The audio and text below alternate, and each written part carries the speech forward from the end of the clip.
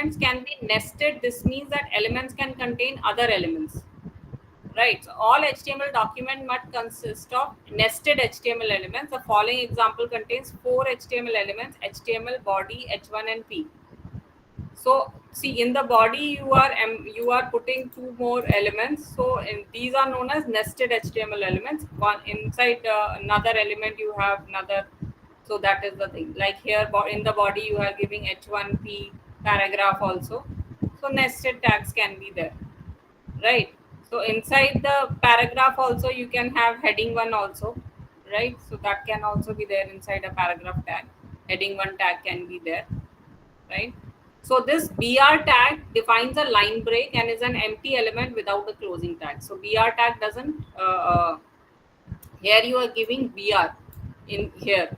So that means this is and there will be a line break in the next line, paragraph with a line break will come like this. This is a then line break, then paragraph with a line break will come. So BR tag is, there is no closing tag for that. It's an empty tag. So it gives a line break and then it is there. Then HTML is not case sensitive, so even if you write capital letter P or small letter P, it doesn't matter, you can write that, so it's not case sensitive, right? Then their attributes, the different element attributes we are talking about. So attributes provide additional information about HTML elements. So attributes, like all HTML elements can have attributes. Attributes provide additional information about elements. Attributes are always specified in the start tag. Attributes usually come in name or slash value pair, like name is equal to value. So this is the pair you have to give whenever you have to write the attribute, right? So like in the anchor tag, you have href as the attribute. Href is hyperreference, where you will give the reference of the web page which you want to display.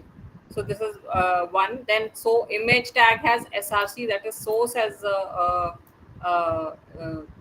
attribute, and there you have to give the path of the image which you want to display, right? So here they are talking about absolute URL and relative URL, which I was telling you.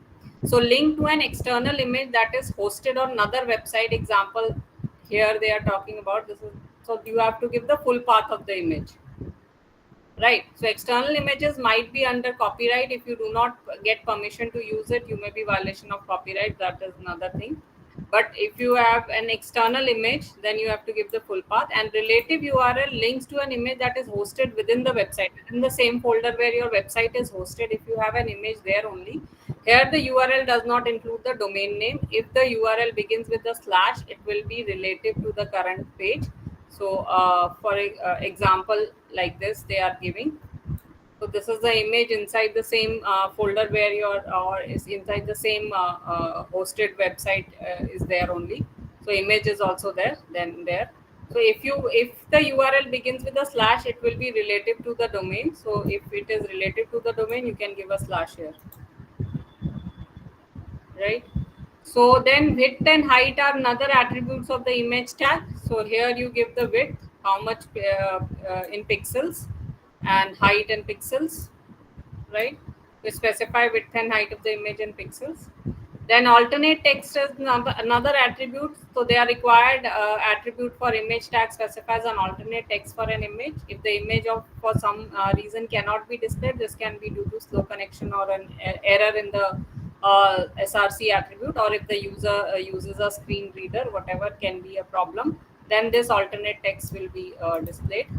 So right now the image is getting displayed, so it's not a problem, right? If the image is not getting displayed, so like this girl with a jacket, the alternate text will be displayed. If the image doesn't get displayed, some problem is there or something is there, then this alternate text will be displayed. Right? Then there is the other attribute, which is style tag. So every attribute like paragraph, heading, whatever, can have a style attribute. This is a CSS kind of a cascading style sheet attribute. So style attribute is used to add elements to an element, right? Styles to an element, you can say. So such as color, font size, and more, right? Uh, Is somebody asking something? Yes, Mohammad Parvez, are you raising your hand? Yes ma'am, actually में जो है हम जनवरी session में हम 216 में जो है मेरा 32 नंबर आया है प्रैक्टिकल में। गेट कार्ड में मेरा 32 था। 216 में 32 मतलब पार्ट 1 और पार्ट 2 दोनों जी में। मैम, हाँ जी तो मैम, पास हो आप। पास है दोनों में हम। हाँ 50 में से है ना आपका, 50 पार्ट 1, 50 पार्ट 2। अच्छा, इसलिए तो इसको मतलब हमको अटेंड करने का जरूरत नहीं है क्लास? टोटल टोटल आपका 32 है, पार्ट 1 पार्ट 2 मिला के, या पार्ट 1 में 32 पार्ट 2 में 32 क्या है? पार्ट 1 में 32 और पार्ट 2 में 32 दिखा हाँ तो रहा है। आप पास हो ना, 50-50 का होता है तो वो। हम मैम ये एग्जाम फॉर्म में हम जो है 216 ही भर दिए हैं, तो हम एग्जाम में एब्सेंट हो जाएंगे, कोई दिक्कत नहीं है? हाँ हाँ आप एब्सेंट हो जाना अगर भर भी दिए हो तो कोई ये दिक्कत थैंक्स मैम, ओके ठीक, ठीक, थैंक्स। नहीं।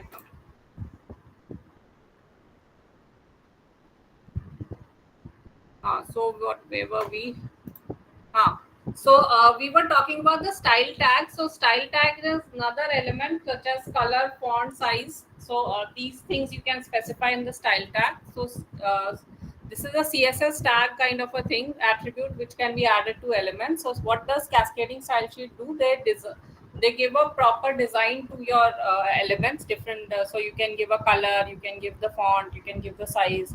So here, like paragraph tag, we are styling that color should be red, colored colon red. This is how you give. The color is the proper style tags, one of the attribute color. There is font, there is size. So colon, what color you want to give. So you are giving red, and semicolon you have to put here like this in curly bracket, in quotation marks. Sorry, right? So this is a red paragraph. So this is, it will come in red like this. So this is another attribute you can give, right? There is another attribute which is language attribute. So in HTML, you can also specify the language equal to en. En means English, right? So following example specifies English as the language. So country codes can also be added to the language code in the lang attribute. So the first two characters define the language of the HTML page, and the last two characters define the country. So here en-us will be the country code, also can be added. So this is also there, but generally we do not do that because already we are writing in English only. But other languages, if they are included, you can have that, right? Then you have title attribute. To title attributes also you have like paragraph title is equal to I am a tooltip, right? So these are also added as an extra information about an element. So this is a title tag. So if you run this, so the title, so if you so the move over this paragraph to display the title like this attribute as a tooltip. So when you move your mouse over this paragraph, so it will say I am a tooltip. So this is how this will give you more information about that. So you can give a title attribute also. So there are different things which are there. I'm just going it different ways, right? So HTML headings are there. So HTML headings are titles or subtitles that you want to display on a web page. So you have heading 1, heading 2, I've already told you. So the highest font and the highest so highest font and bold size will be heading 1, then heading 2 will be lesser than that, then lesser than that will be heading 3, heading 4, heading 9, heading 6 will be the least, like this. So these are the 6 different heading elements, right? So you can also specify style with style also, like font hyphen size colon 60 px. Px means pixels. In pixels, font size we are giving in 60 pixels. So that also you can define like this. So it will be more bigger. Heading tag will be more bigger. You don't have to specify bold because already the heading tag is bold. So that is also there, right? Then paragraph tag is there. So to block a text in one paragraph and then next paragraph comes. So if you want to do that, so paragraph is also defined with p tag. So this is the way paragraph is defined. So whatever paragraphs, whatever wherever you close a paragraph, the next paragraph you are starting, so it will give a gap and start the next paragraph, right? Like here they are giving in two paragraphs. So this is one paragraph. This is like this. They are giving different paragraphs, right? So then you have horizontal line. For horizontal rule or horizontal line, HR tag defines a thematic break in the HTML page and is most often displayed as a horizontal rule. So the HR element is used to separate content or define a change in a HTML page. So if you are giving here, say this is a heading one paragraph, then you are giving paragraph. This is some text and HR here and HR here. So HR tag is again an empty tag, right? And it will not have a closing tag like BR break, right? So it is an empty tag, which means that it has no end tag. So here it will be a line, here it will be a line like this, line break, right? Horizontal line kind of a thing will come. Then for line break, you have BR tag. This is also an empty tag, right? It also doesn't have a. So wherever you are putting BR, it will the next thing will come in the next line. Then again you are giving a BR, then next thing will come in the next line, like that, right? Then Then there is another tag which is pre tag also. Pre element defines pre-formatted text. So inside the text inside a pre element is displayed in a fixed width font, usually Courier, and it preserves both space and line breaks. So suppose you are giving in a pre tag opening and closing, whatever you write in whatever format you have written, it will follow that only, right? Because all the other tag, if you have written it like this, the paragraph is written like this, but it will display like this. You have written like this, my bonnie lies over the ocean, full stop, and you have given a space, and next line is my bonnie lies over the sea, then next line and space you have given, but it will be displayed like this. There is no space here, my bonnie lies in a paragraph, but you want to display it as you have written, then you should go for pre-tag. So pre-tag will display as you have what you have written in Courier font. It will be, and font will be Courier, and whatever you have written, the way you have written, it will be displayed like that. Excuse me, ma'am. What Yes, is the use of pre-tag? I already told you, if you use paragraph or something and you write like this, my bonnie lies over the ocean, full stop, and you have given a space, and then in the next line you are saying my bonnie lies over the sea, full stop, and in the next line you are giving a space, and then in the next line you are writing this. So the way Mhm. you have written, na, it will not be displayed like that. See, Okay. is there a break where you have put enter and a line space, and in the next line is it displayed like that? No, no. So if you want whatever way you have written with a space and whatever line space and whatever way you have written, if you want to display it like that only, right? Then you will use pre-tag. So in the if you have written in the pre-tag, the way you have written, it will be displayed like that only, right?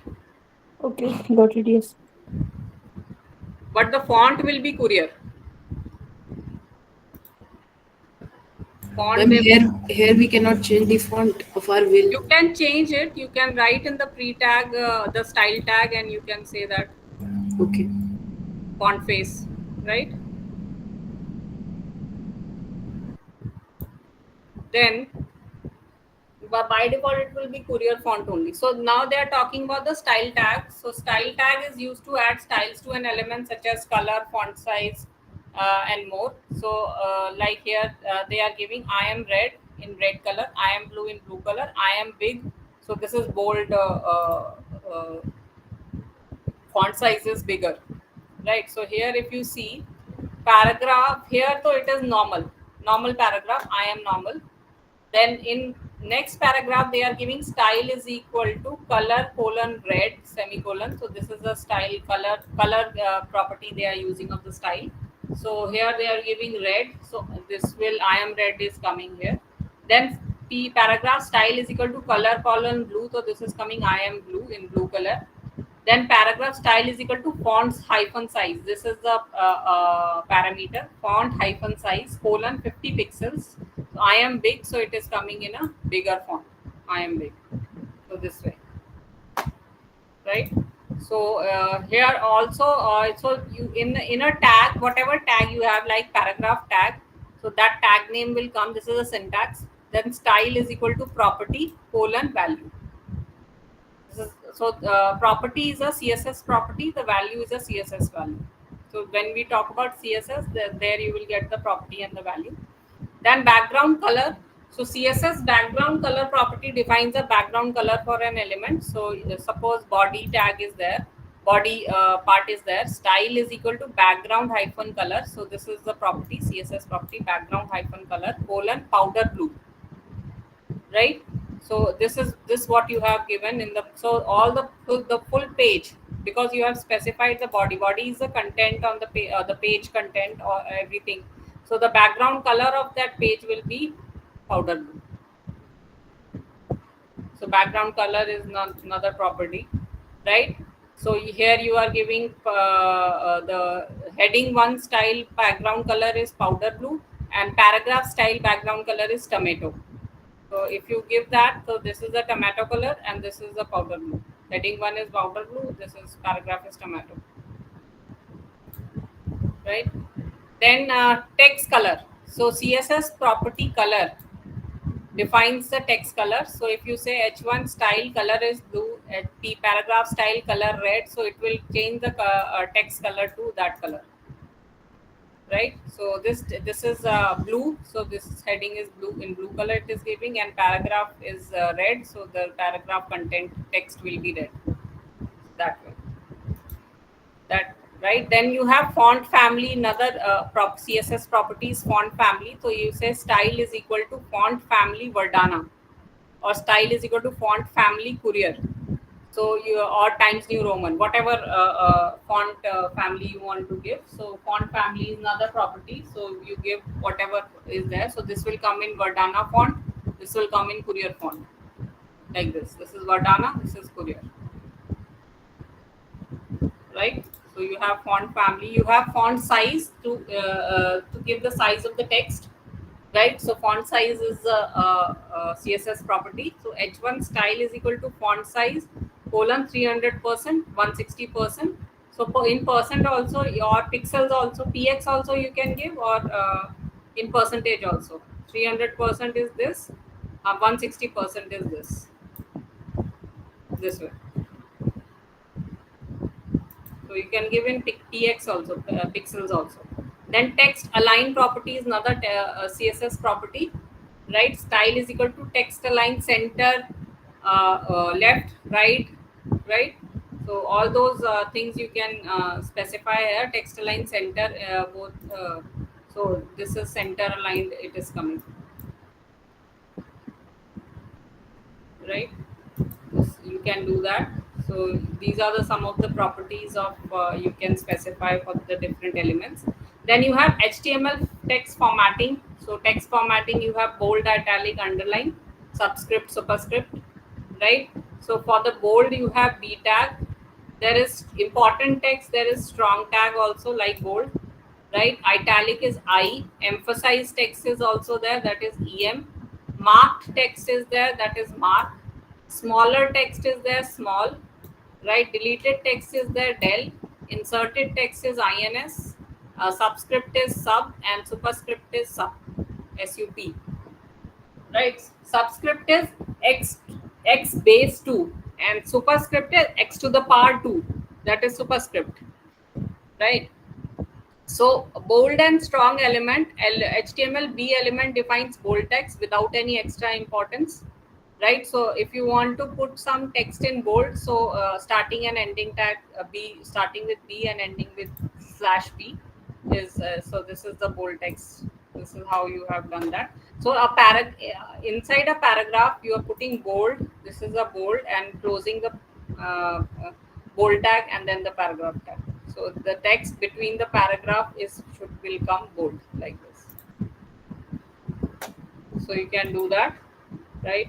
You have strong text. So within strong opening and closing tag, element define text with strong importance. So this is strong text, similar to bold only. So you can put the same way. Strong text also. Then I and EM. I element defines a part of text in an alternate voice or mood. The content inside is typically displayed in italic, right? So I is used. So italic text will be like this. This is italic, right? Right. Then emphasize element defines emphasize text. The content inside is again displayed italic, the same way, right? So here it is the same. Strong and bold are same. Emphasized and italic are same. Right. Then small. Small defines smaller text. So if you say small, so it will come in small. This is a normal font. This is a normal font which is coming, and when you specify something in small, so it will come in a little smaller than the normal font. This is some smaller text like this, right? Then you have mark element which defines text that must be marked or highlighted. So if you have put like here, do not forget to buy, milk will be underlined. Marking will be there. Mark is milk before and after milk. The mark tag is there. So if you do that, so milk will be highlighted with the yellow, right? So highlight, if you want to highlight something, then mark is there. Then del. So delete, that means slash will be put through the text. So defines that has been deleted from a document by the browsers, which usually strike a line. So there will be a strike a line through the deleted text. So here blue is strike through. Blue is not there, now it is red. My favorite color is blue is deleted, strike through is there, and red. So like that. If you want to show a strike through text, then it is like that. Then ins, insert element defines the text that has been inserted in a document, right? So here suppose blue was deleted, so this will come in a strike off, and insert red, so this will come how? This will come like this, underlined, that red is inserted and blue is deleted, like that, right? You have sub is subscript text. Subscript of text appears half a character below the normal line, right, as x base 2. So if you are saying this is subscripted text, so subscripted will come a little below like this, right? Is somebody saying something? No.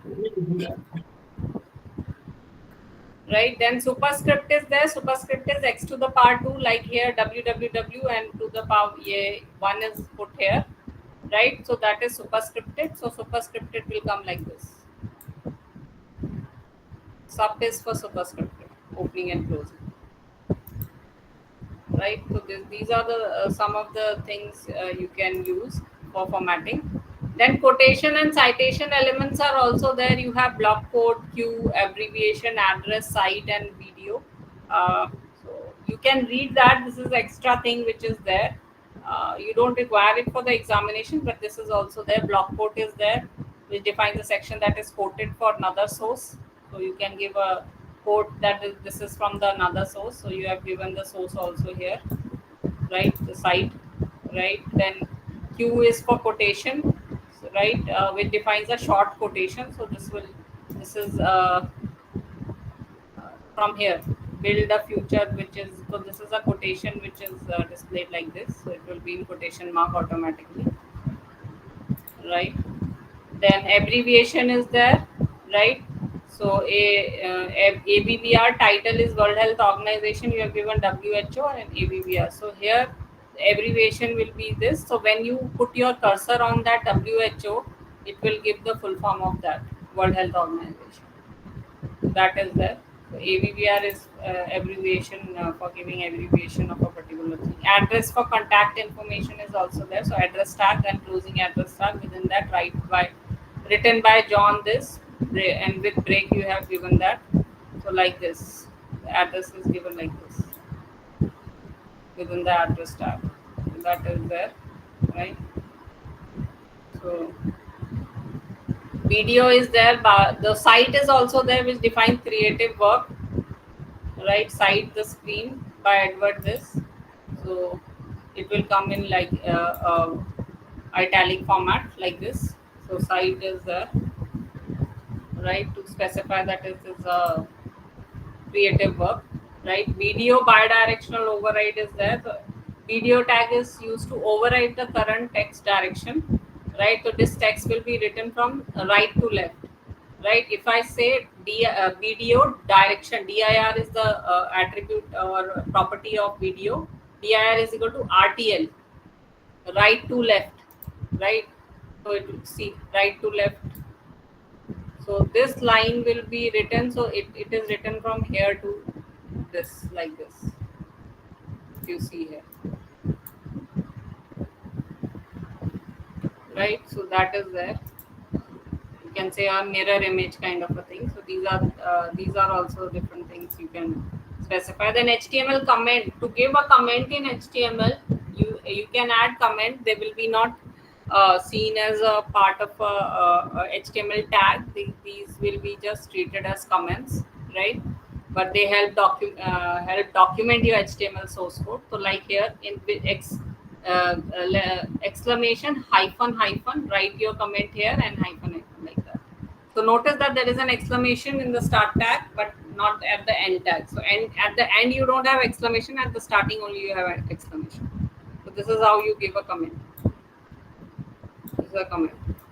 So it will not be displayed, but this is for your information to show, right? You can also hide. Comments can be used to hide content. So suppose you want to hide this particular thing or a paragraph or content or something. If you want to hide, then also you can put that inside a comment. That particular thing can be put inside the comment, so that will not be displayed on the browser, right? That is there. So you can also have an inline comment also. Comments can be used to hide parts in the middle of the HTML code. So this and great text, this has been hidden, is a paragraph. This is a paragraph. So a great text is not displayed, it is a comment. So that can also be there. So this way you can give that. So HTML colors. So HTML colors are specified with predefined color names or with RGX, HEX. So you have different predefined color names. RGB is there, red, green, blue. RGB format is there. Hexadecimal format is there. HSL is there. RGBA is there. HSLA is there. These are the colors, right? So you can use RGB colors also, right? So color names in HTML, a color can be specified using a color name also. So you can give tomato, orange, dogger blue, medium sea green, gray, slate blue. So there are different kinds of colors which you can specify here. Background color, tomato, orange, whatever, violet, light gray, whatever.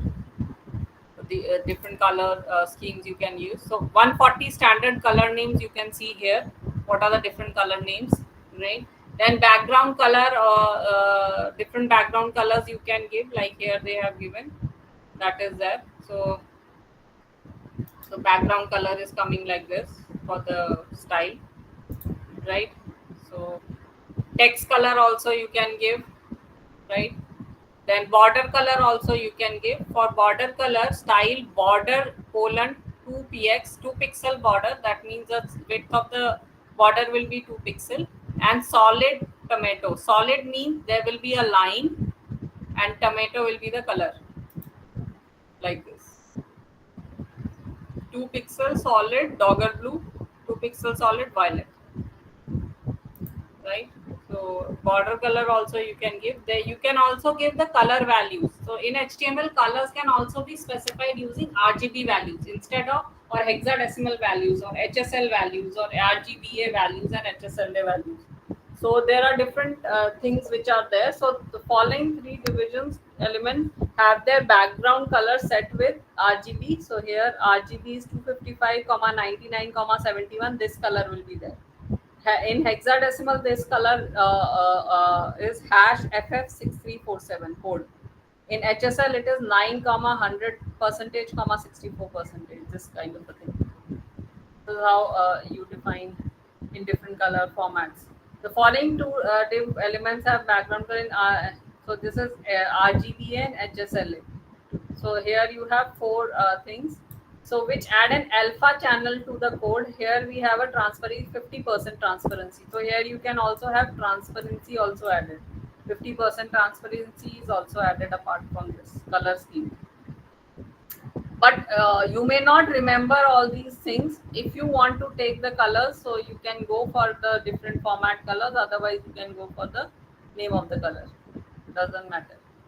But these are also there. So these are the different color formats which you have given, so those colors will be coming in that thing, right? So you can go for different color schemes here and see what all different color schemes are there, right? So they are giving you different color schemes. How do you define the different color schemes? Red is this color, then blue is this color, green is this color, purple is this color, orange is this. So this is some color schemes they have given for shade for different color schemes. So they have for hexadecimal, for HSL they have given, but I'm not going for that, right? So we are talking about HTML style, that is CSS. So CSS is cascading style sheets, right? Full form. CSS saves a lot of work. It can control the layout of multiple web pages all at once. So if you want to set color scheme for your web pages or for your paragraphs or whatever, then you can use or style your page. So you will use CSS to style your page, right? So what is CSS is it's cascading style sheet. It's used to format the layout of a web page. With CSS, you can control the color, font, the size of text, the spacing between elements, how elements are positioned and laid out, what background images or background colors are to be used, different displays for different devices and screen size, and much more. So the word cascading means that a style applied to a parent element will also apply to all children elements within the parent. So if you have applied it to the body, whatever scheme, then that will be applied to all its child, or that is heading, paragraph, whatever inside the body you are applying. So it will apply to all of them, right? So CSS, how CSS is added? It can be added to the document in three ways. So CSS can be added to HTML document in three ways. Inline CSS is there, internal CSS is there, external CSS is there. So when we talk about inline, by using the style attribute inside the HTML element. So when we were using h1 style is equal to color blue, right? This attribute we were using style. So inside the element is known as inline CSS, right? So an inline CSS uses the style attribute of an HTML element. So these are the examples. So this is inline. When we talk about internal CSS, so an internal CSS is used to define a style for a single HTML page, right? An internal CSS is defined in the head section of an HTML page with a style element, right? Like this. So head and style tag you will use. This is internal CSS, right? So an internal CSS is defined in the head section of an HTML page with a style element. The following examples set the text color of all the H1 elements on that page to blue and the text color of all the paragraph element to red.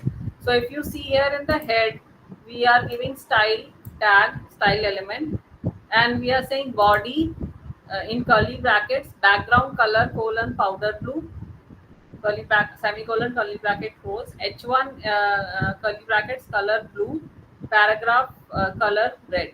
So here what they are saying is the body part in the head only. In the head we are defining the style tag or style element starting and ending, right? And inside the style element we are saying the body will have background color powder blue, headings, all headings will have color blue, and paragraph will have color red, text color. Color means text color as blue blue, and paragraph text color will be red. So when we run it, the body will be powder blue. The whole page will be powder blue background color, and the paragraph heading one will be in blue color. The text will be, this is a paragraph will be in blue color, and this paragraph will be in the red color, like this. The background is powder blue. This is a heading in blue color, and this is a paragraph in red color. This way you can also define. This is internal CSS, right? You can also have external CSS. And external CS style sheet is used to define the style for many HTML pages. To use an external style sheet, add a link to it in the head section of the HTML tag. So what they are telling you is, now you will make a file, right? So the file name will be styles.css, extension will be .css of that file. Name, you have whatever name you are giving. Here they have given the name as styles, extension is .css. Inside that, in a notepad only you make this file. So you will write body background color this, h1 color blue, paragraph color red. So this file you have made, only this content you will write in that notepad. Save it as styles.css, whatever name you want to give, right? This file you have created. Now when you create HTML page, another notepad you open, and you create another web page. So HTML head. Now in the head you will say link. This is the tag you will use in external CSS. Link rel. So rel is an attribute where you will define what is you want to link. The link relevance is style sheet you want to link, right? And href means hyper reference. Reference will be the path or the name of the file of the style sheet. Path of the style sheet, whatever path is there. Style.css. So this is linked, right? So this is how you any external file you have created for the hyperlink will be added to this page inside the head tag through the link tag, and then when you run it, so it will be run like this. So this link has been added to the web page. This is external CSS. So the three ways you can add a CSS: inline CSS inside an HTML element, internal CSS, that is within any element you can add a style tag, and within that you can define the properties of the CSS, or you can use an external file or external CSS also. These are the three things, right? Then CSS, you have color, font and size. So for text color you have color property. For font family you have font family, that means for the font. And for the size, font size, you have font size property. Color, font hyphen family, font hyphen size. These are the three things you can use. So suppose in you are using an internal CSS, in the head you will use a style tag, and inside that you are saying h1, that is heading 1, curly bracket, color, text color will be blue, font family is Verdana, font size is 300%. You can also give 30 pixels or whatever, right? Then paragraph color is red, font family is Courier, font size is 160%.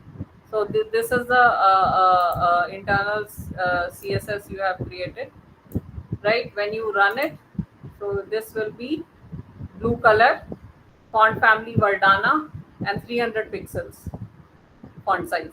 This is red color, Courier font family, and 160 pixels, right? So this is how it is showing. So this is the way you can add it, right? Then CSS border property is another property apart from text color, font family, and font size. You have border property also. So paragraph border colon 2x solid powder blue, right? Defines border around the HTML element. So the border will be there like this in the paragraph P style you have created, and for all the paragraphs will have border 2 pixels. All the paragraph will have 2 pixel border. Solid means there will be a line. Powder blue color of that line will be, border line will be powder blue. So all the paragraphs which will be defined will be in in the border, right? Then padding is there. Padding property defines padding space between the text and the border. So if you say border is 2 pixels solid powder blue and padding is 30 pixel. So padding means the space where whatever content you have written in the paragraph, the border will be 30 pixels away from that. There will be space all along the paragraph, the content. That is padding, right? Space between the text and the border is 30 pixels, right? Then margin, css again another property is margin. Margin defines the space outside the border. So border is 2 pixels solid powder blue, margin 50 pixels. So this is a paragraph and the border is there. We have not given padding, so it is not showing any space between the border and the content, but outside the border there will be a space, right? That is known as margin. So margin 50 pixels will be there. After that 50 pixel space will be there. The next paragraph is there, then 50 pixel space is there. That is known as margin. Outside the border. Then link to external CSS we have already seen. So link is there and we will give the relevance as style sheet, right? And the hyper reference to whatever style sheet page you want to give. So this is the way they are giving the absolute path, right? That is there. So this is some things about CSS, right? In your book also there will be different things, but we are just going through HTML first, then we'll go to JavaScript, right? So HTML links now to make hyperlinks. Links are found in nearly all web pages. So links allow users to click their way from page to page. So HTML link, that is hyperlink. HTML links are hyperlinks. You can click on a link and jump to another document. So when you move the mouse over a link, the mouse arrow will turn into a little hand, right? So with anchor tag, a tag, and href is the attribute, hyper reference is equal to, you will give the URL or the path to wherever you want to move that document to, right? So you will give the link, whatever text you want to give here, and closing anchor tag. So the most important attribute of a element is the href attribute, which indicates the link's destination, right? Like here they have given the link for W3. Visit w3schools.com will be printed here, and it will be underlined and in blue color, and when you click it, it will open that particular website. That is hyperlink, right? So by default links will appear as follows in all browsers. An unvisited link is underlined and blue color. If it has already been visited, then underlined and purple color. An active link is underlined and red color, right? Active link means that is it is open somewhere in your browser, it is still open. That is active link. So HTML links, the target attribute. By default, the linked page will be displayed in the current browser window. To change this, you must specify another target for the link. So targets attribute specifies where to open the link document. The target attribute can have one of the following values. So target attribute specify where to open the link document. Do you want to open it in the same page where you have where your HTML page is displayed, or you want to open in a new document, whatever can be there. So underscore self target has values like underscore self, that means default. Open the document in the same window or tab as it was clicked, right? In the same where you have your page is there. Or underscore blank, that is open the document in a new window or tab, then it is underscore blank. Underscore parent means open the document in the parent frame, and underscore top means open the document in the full body of the window. So here underscore blank open the link document in a new browser or tab. So here if you are giving target is equal to underscore blank. So when I open it, visit W3 schools, I click it here, so it will open in a new tab, not in the same one. So if you are not giving target, by default it is in the same page, right? So that is there. You can also have parent and top also, but then generally self and blank only we give, right? Absolute URL and relative URL, again the same thing they are talking about, so I'm not going for that.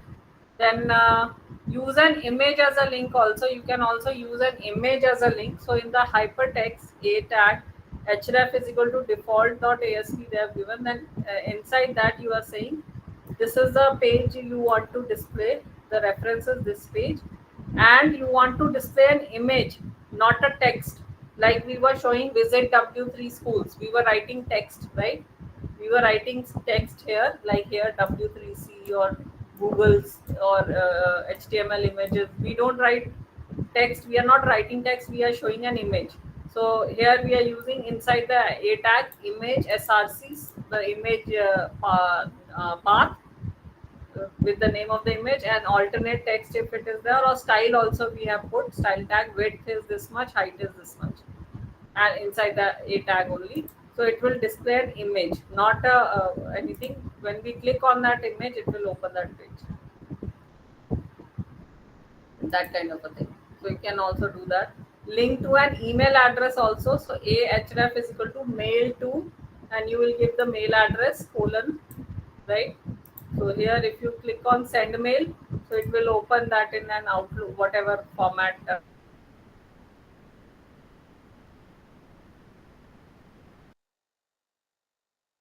So is there button as a link also you can do. So when we talk about JavaScript, right? So there you can create button and other elements. So button on click is an event is equal to document.location is equal to default.asp. So this is what you will give. So document.location is this button is created. The name of the button is HTML tutorial, right? This is the name you have given to the button. And when you click on that button, on click document.location, which document it will open, the name of the document is this, like that. So that also you can create. Then link titles, the title attribute specifies extra information about the element. So the information is most often shows as a tooltip text when the mouse moves over the element. So here you have given a hyper reference. This is a website which you want to refer, and title is go to W3 schools HTML section, right? This is the title you have given, and visit our HTML tutorial. This will be the text which will be visit our HTML tutorial. This will be coming, and when you put your cursor with a hand, it will display the tooltip as go to W3 school HTML section, and when you click it, it will open. Tooltip will be displayed there. That is the title they are showing.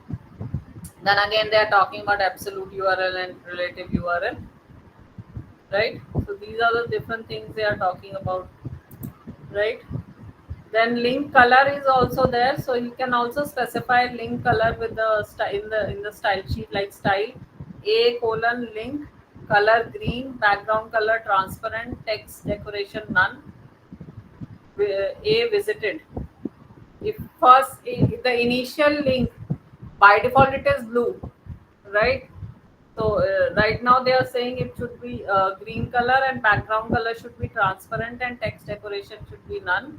And if it is a visited link, if you have already visited it, then color is pink, background color is transparent. So this also hover. If you hover over the link, it should color should be red, background color should be transparent, text decoration should be underlined.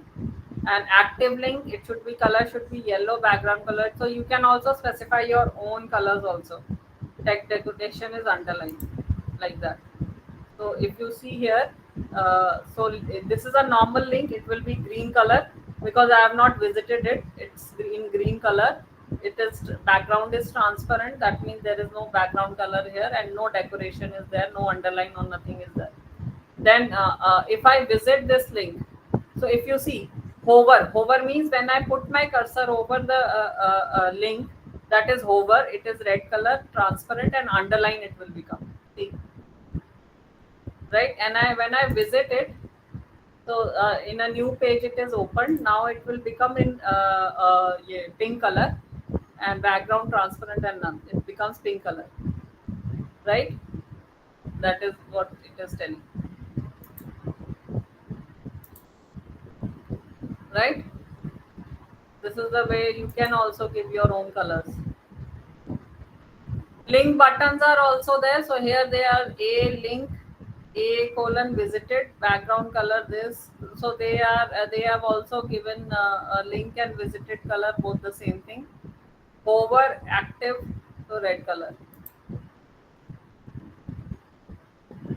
right? So if it is a link and a visited link, then it will be the background color is red. Then color, the font color is white. Padding, that means spacing between the border and this is text align is center. Decoration none. Display inline block, right? And when you have visited, over or active, background color red. Okay. So it is red color only. It is showing nothing new. So this is the way they have shown you different color styles. So they are creating different things. I'm not going for all the things in this. Then we go to images. Now how to add HTML images? We have already seen image source. You put an alternate text you can give, right? These are the attributes, right? So you have source and alternate, specifies an alternate text for the image. So that is what they are talking about. Source is there, alternate text is there. Height and width also you can give for the thing. You can also give it in style tag also, right? Instead of style tag also you can give width and height apart from style tag. So width and height or style tag, whatever you want you can give. So that is what they are talking about, right? You can go for different sections, but in your syllabus we do not have to go for all the things. I'm just going in the important part of HTML only. Those who don't know, I am going through that. Otherwise we should start with JavaScript. HTML tables, so this is another thing. You can also create tables in HTML. So HTML tables allow web developers to arrange data into rows and columns like this. So you have company, contact, like a table format, right? So how to create a table? To define an HTML table, table tag is there. So table in HTML consists of table cells inside rows and columns. So you have table tag, and when you have to define row, it is tr, table row, tr. Within the tr, you are defining table headings, th. Table heading is company, like here, company, contact, and country. This is the headings. Company, close the table heading. Then next table heading is contact, close it. Next table heading is country, close it. Then close the row. First row, tr, table row. So this first row is created. First row has three headings: company, contact, and country. Okay, right? Then next table heading you start tr. So this is the next table heading. Here you are giving the content. So next table heading, table data will be there in the tr. Table data is Alfred Fakistek. Close the table head, table data. Then next table data is Maria Andrews. Next table data is Germany. So here company is Alfred Futterkakis, and contact is Maria Anders, and country is Germany, like that. Then you can then close the table row. So this table row is completed. Next one. Then create another table row with this table data. Then create another table row with this table data. Then create another table row with this table data. You can keep on doing that, and then close the table. The table you have opened, close it here. Right. So here, because we have created only two rows, so two rows are displayed apart from the headings. So table headings, if you see, are displayed in a center alignment. The company, contact, and country are in center aligned, right? So you can they have, this is how it is displayed, your table. So they have styled. They have used the style width 100%. That means the whole page, the table will be displayed on the whole page, right? So you have table. Each table cell is defined by TD, that is table data, within the table data tag. TD stands for table data, right? Everything between table data are contents of the table cell, like this, right? So that is there. Then TR is table row. So table row starts with TR tag and closing TR tag, right? So whatever is written in the TR will be one row, right? So if you have to divide it into three parts, table row is divided into three parts.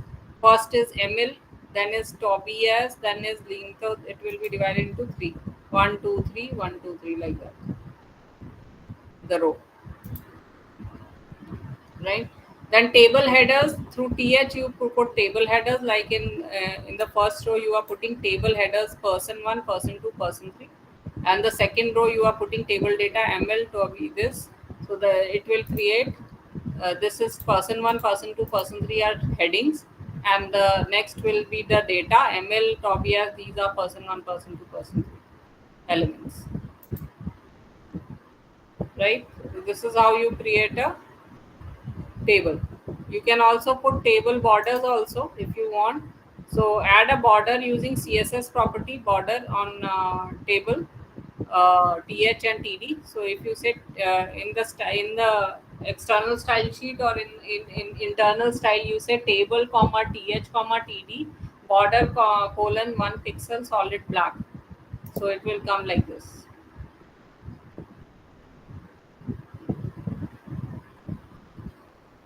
right? It will come like this, right? So to avoid having double border line in the example above, set CSS border hyphen collapse property to collapse. So if you say border collapse colon collapse, so it will give you single border like this, because 1 pixel solid black is giving you double border. So if you want single border, not a double border, then you say border collapse in the style, right? You can also have background color also set like this. So here you are saying border 1 pixel solid white, so border will be white color border, and collapse, that means single border, and background color of table heading and table data will be this, I think, powder blue color, like this is in hexadecimal. You can also write powdered border, powder blue or blue, whatever color you want. This is an hexadecimal format they have given the color, right? You can also have round table borders. Border radius is the property. Border radius 10 pixels. So border radius 10 pixel will give you this rounded border like this. So whatever way you can also have borders. I'm just giving you padding and spacing also you can give. So HTML tables can adjust the padding inside the cells and also the space between the cells. So here with padding, this is with spacing. So cell padding is the space between the cell edges and the cell content. That means border and the content, they will be spacing. That is cell padding. By default, the padding is set to 0. By default, it is 0. To add padding on tables, use the CSS padding property. So you are saying TH, that is table heading and table data, padding should be 15 pixels. So there will be spacing on the border and the content with 15 pixels. That is padding, right? So you can add the padding only above the content. Use the padding top property, on other sides with the padding bottom, padding left property. So you have top, bottom, left, right. So top should be 10 pixels, bottom is 20, 30 is left, 40 is right. So 10 is, see, above it is less, below it is more, then left it is left and right is also there. Left is 30 and right is 40. So right side a little bit more is there from the left side. So this kind of a thing. So this also you can set. Then cell spacing. Cell spacing is the space between each cell, right? That means this cell and this cell will have spacing. That is cell spacing, right? So cell spacing, by default the space is set to 2 pixels. To change the space between table cells, use the CSS spacing property on border spacing property on the table element. So border hyphen spacing 30 pixel. So from this element, the next cell will be having 30 pixel difference spacing. So this is there. Then you have call span and row span. This is also important. Table HTML table call span and row span. So HTML tables can have cells that span over multiple rows and columns. So suppose here, if you see in the in this heading, name is covering two columns, 1 and 2. This both columns it is covering, and then you have third, right? So how do you do that? If you say table tr, table first row, this is the first row, you say th call span 2. So if you say column span 2, that means two columns you are spanning, and you are saying name th. So there will be two columns you are spanning, right? Then th age, the third one is age here, right? Then tr, you in tr next row you are writing here the name as Jill. Then the second row it will be Smith, and third row it will be 43 age, right? Like this, name and age. So Jill Smith 43, Eve Jackson 57. So two columns you have spanned, and both the columns are name, first name, last name, whatever you can say. So this is how what column spanning is there, right? Then this is row spanning. Now in here you have to span three rows, 1, 2, 3. For in the first column you have to span three rows, right? So to make a cell span over multiple rows, use row span attribute. So here table tr, th is name, td is Jill, right? So here you are saying uh, a name and Jill. Okay, we'll talk. We'll see that. Then in the tr, you are saying th row span 2 phone, td this, right? And here you are saying td. In next row you are saying td this number. So if you see here, so here what we have done, we say th is name, that is first in the first row. First is table heading name, and second is table data Jill. So this is the data. Then we are saying table row th row span 2. So here we are spanning two rows, first and second, two rows we are spanning. The phone number, the table heading is phone, and td we are giving first row will be 551234, and we close the row. And the second row we are giving only table data, that will be the third row, which will be having another number this way. This is row spanning. So in this one, what we will do is we will say table tr, table heading row span 3, right? And td in this we will give the td here, td, then row closed, td, then second row closes, td, third row closes, like that, right? So this is the way you will give row span and column span. This is how row span and column span is, right? So, and then I'm talking about list. I'm just going through them. HTML list allow web developers to group a set of related items in lists. So in you have unordered and ordered list. Unordered means bulleted list. Bullets are there, and ordered means numbering or Roman numbers or are there, right? That is ordered list. So if you have to make unordered list, it is UL, and ordered list is OL, right? So ul will be unordered list, within ul is unordered list, and li is the list name you want to give. So li coffee, first one, li tea, then li milk, opening and closing, and within the unordered list you are given. So this is bulleted list. By default it is circular bullets, filled circular bullets are coming. Then ordered list is ol. OL is ordered list, and when I give li coffee, tea, milk, it will be coming in numbered 1, 2, 3. Ordered is numbered list, right? So this is UL and OL. UL is unordered, OL is ordered. So this is there, right? A list item will be marked with bullets, small black circles. By default, it is there, right? Ordered list is this OL tag, right? With li list. You also have description list, right? Description list is a list of terms with the description of each item. Like here, DL is description list. So within that description list, you are giving DT tag defines the term name and the DD tag describes each term. So DT coffee, DD black hot drink, DT milk, DD white cold drink, right? So if you give that, so here like this description list is like this. So first is coffee, and it has a DD that is a description of it is a black hot drink like this. Milk, it is a white cold drink like this. So this is through description list. You can also give the ordered list can the bullets can also be given. Different bullets can be given. You have disk, circle, square, none. So list style type. List style type, if you give list style type disk, so it will come disk, right? That is circle, right? Filled circle. If you give empty, if you give circle, it will give you empty circle, not filled circle. Disk will be filled circle. Square, if you give square, so it will be square bullets, right? So that is there, you can give that.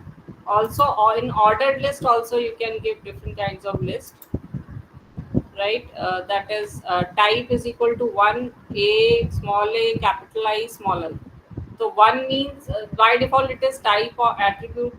One is 1 2 3 4. Type is equal to capital A in double quote means uppercase A B C D, and small case A B C D. Type I means Roman numbers 1 2 3 4, right? That is how it will like this, right? And if you want small, then small I you can use small I 1 2 3 4 Roman numbers, right? So these are the list, right? You also have div. HTML div element is used as a container for other HTML elements. So div element is by default a block element, meaning it takes all available width and comes with line break and before and after. So you can also create a div element. All the elements can come in that. So here they have created. So like this div. Sorry, here the division style is there. So here they have created a div. So this much is a div. I am a div. So that is coming in yellow color here, background color, right? So you can create a div container element. So like this div h2p1. So this is a division element. So you created a division element. This is a div. So you can create a div element also, and you can put other elements inside that. But that will be inside the body only, right? So like this also you can display the div element. So that is there. So where are forms? Okay, no problem. We'll go for HTML JavaScript first, right? Now, the main thing we will be talking about JavaScript now. So JavaScript makes HTML pages more dynamic and iterative, right? To make more dynamic your page, that means it should do something or change the content according to your will, or change some do some calculations or something like that. Otherwise HTML will be generally static, right? So for dynamic and interactive information, you can make you can use JavaScript is is a scripting language, a scripting programming language. So like here they have used my first JavaScript. Here they have created a button. So when you click on that button, it is showing the current click me to display date and time. Is showing the time and date which is there, right? So here if you see here HTML body, my first web page in H1 font, then you are creating a button. Type is equal to button, right? On click, there are events for that, equal to document dot get element by id. We'll be talking about this later on. Demo dot inner HTML. So this is a paragraph ID demo. Here what in this paragraph, inner HTML means in this paragraph what will be displayed is equal to date. So date is a function. This. So when you when you click on this, so automatically this built-in function date will be now. Will automatically display the date. So something like that. So we'll talk about that. Just an example we are talking about. So where will you write the HTML code in HTML page? JavaScript code in the script tag. So HTML script tag is used to define client-side script, JavaScript, right? You have server scripting also on the server side, web server, and you have client side that on the browser the script will run automatically, client-side script. Right. So script element either contains script statements or it points to an external script file through the source attribute. Common uses for JavaScript are image manipulation, form validation, or dynamic changes of content. So if you want to validate the form that the email ID should be in a proper format, @ symbol should be there, or you want to validate the form that username, the password shouldn't be blank and something like that, the password should be this much characters or whatever. So for validation of form you can use JavaScript. For image manipulation also, for dynamic changes of the content also you can use JavaScript. To select an HTML element, JavaScript most often uses document.getElementById by ID. So any element you want to select, right, you want to have changes or you want to do something with JavaScript, then you will use document.getElementById by ID method, which will you will access that particular element with the ID. So we'll talk about that later on when we will do DOM. So JavaScript examples they have given here, which we have already seen. Suppose you want to display this hello script. So you'll say document.getElementById by ID demo.innerHTML, right? So you are using h2 paragraph in the body, and this is paragraph ID demo. And inside the body, you are also writing the script, JavaScript script document.getElementById by ID demo. So it will access this ID demo paragraph. Dot inner HTML means inside the paragraph you will display hello JavaScript like this. This is what it means. But we will be not talking about this. I am just we just need to know not this.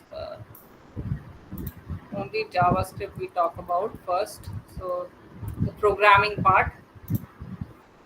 So JavaScript is the world's most popular programming language. JavaScript is the programming language of the web. JavaScript is easy to learn, right? So it is a programming language for the web pages only, right?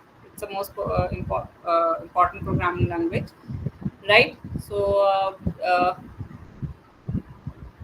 So why do you need to study JavaScript? JavaScript is one of the 3 languages all web developers must learn. So first, you should have the knowledge of HTML to define the content of web pages. You should have the knowledge of CSS to specify the layout of the web pages. You should have the knowledge of JavaScript to program the behavior of web pages. Right? For content of the web page, you should know HTML. For layout or styling the web page, you should know CSS. And for the behavior of the web page, to change the behavior or for the web page behavior, you should know JavaScript. That is important. Right. So in JavaScript we'll be talking about different things.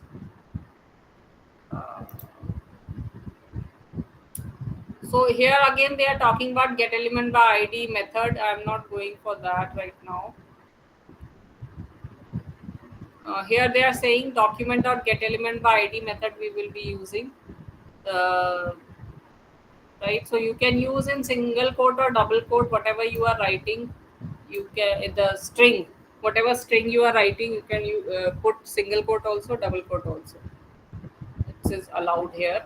Like here they are saying JavaScript can change HTML attribute values. In the example, JavaScript changes the source value of source attribute of an image tag. So here if you say turn on light, if you click on this button, so the bulb becomes yellow, and if you say turn off light, the bulb becomes normal, which was earlier. Right? How they have done it? So here they have created buttons, button on click, document that dot get element by ID my image.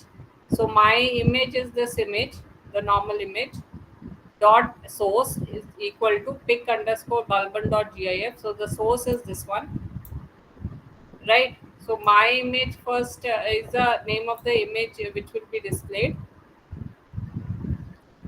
right? So the id is my image, and dot source is the path of the image you will give here, the name of the image along with path, right? Turn on the light is the name of the button which is given. So this pic underscore bulb on, so here the yellow color bulb picture will be there. Then image id is equal to my image, so this is the image img id is equal to my image, right? Source is equal to pic bulb off dot gif. The normal image is this bulb off. This is a source. Style is equal to width 100 pixels is the this.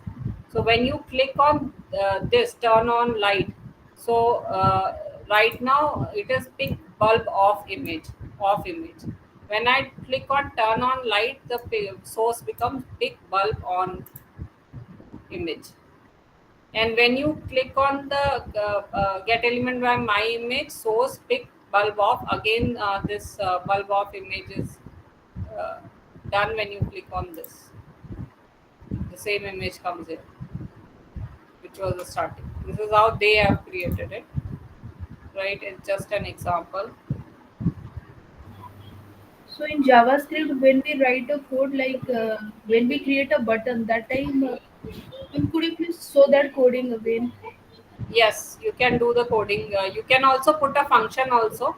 We'll be going for that only, different functions and how to do programming in that. To write the JavaScript, you have to use the script tag, right? So in the script tag, you will write whatever you want to write. So we Like were, that is the code, like get element, yes, this is the document dot get JavaScript. element. Okay, Yes. document dot get element. Yes, this is the method which we are using, but we will right now not talk about this method. We will be doing actual coding here, right? So Okay. you have JavaScript functions and elements, or functions and events also. So functions is a block of code you can reuse anywhere, right?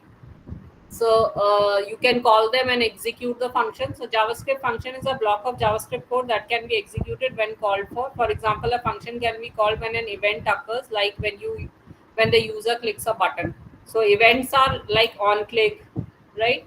Uh, Key press, whatever are the events. We'll be talking about that later, right? So you can write JavaScript in head or body.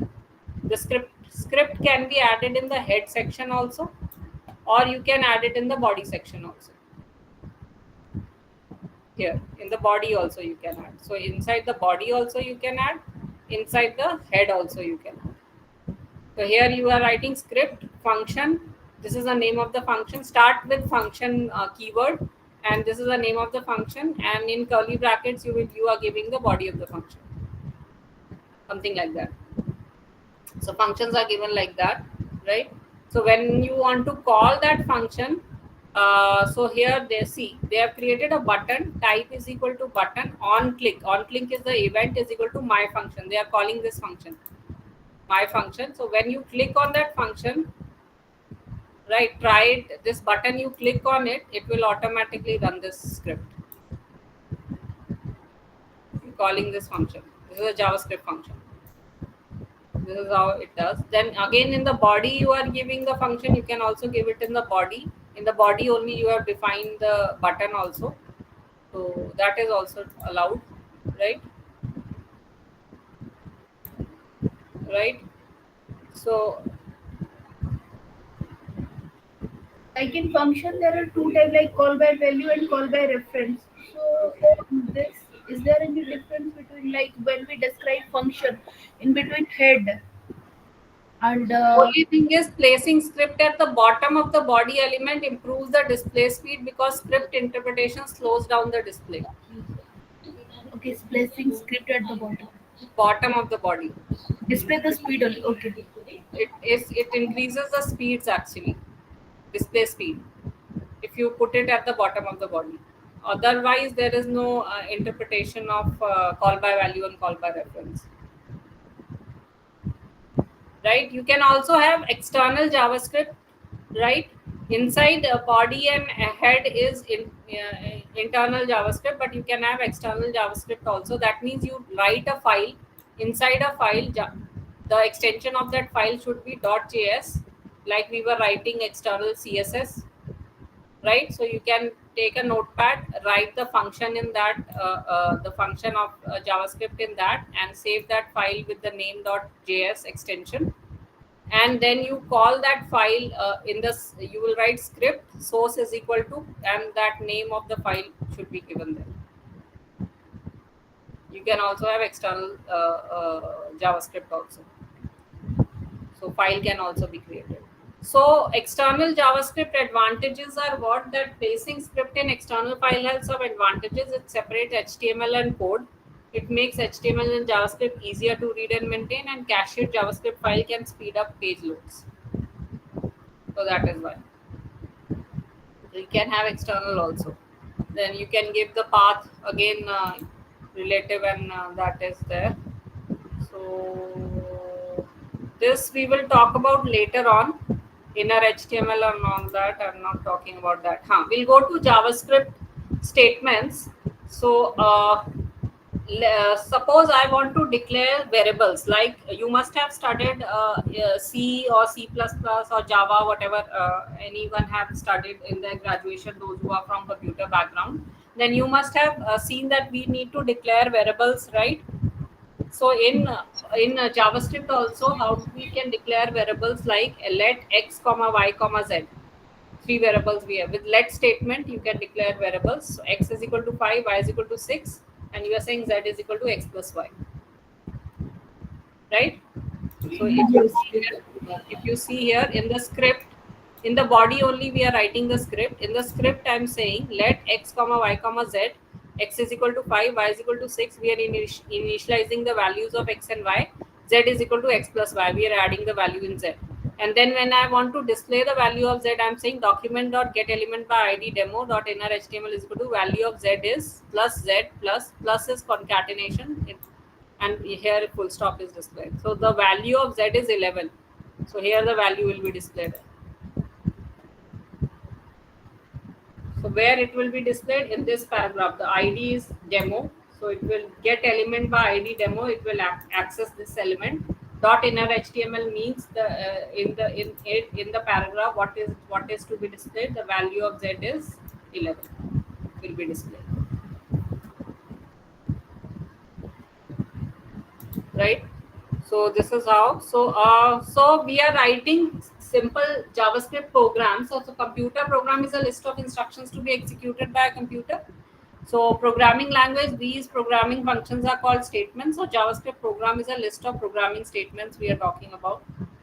So JavaScript programs are executed on the web by the web browser only, right? So JavaScript statements are composed of values, operators, expressions, keywords, and comments.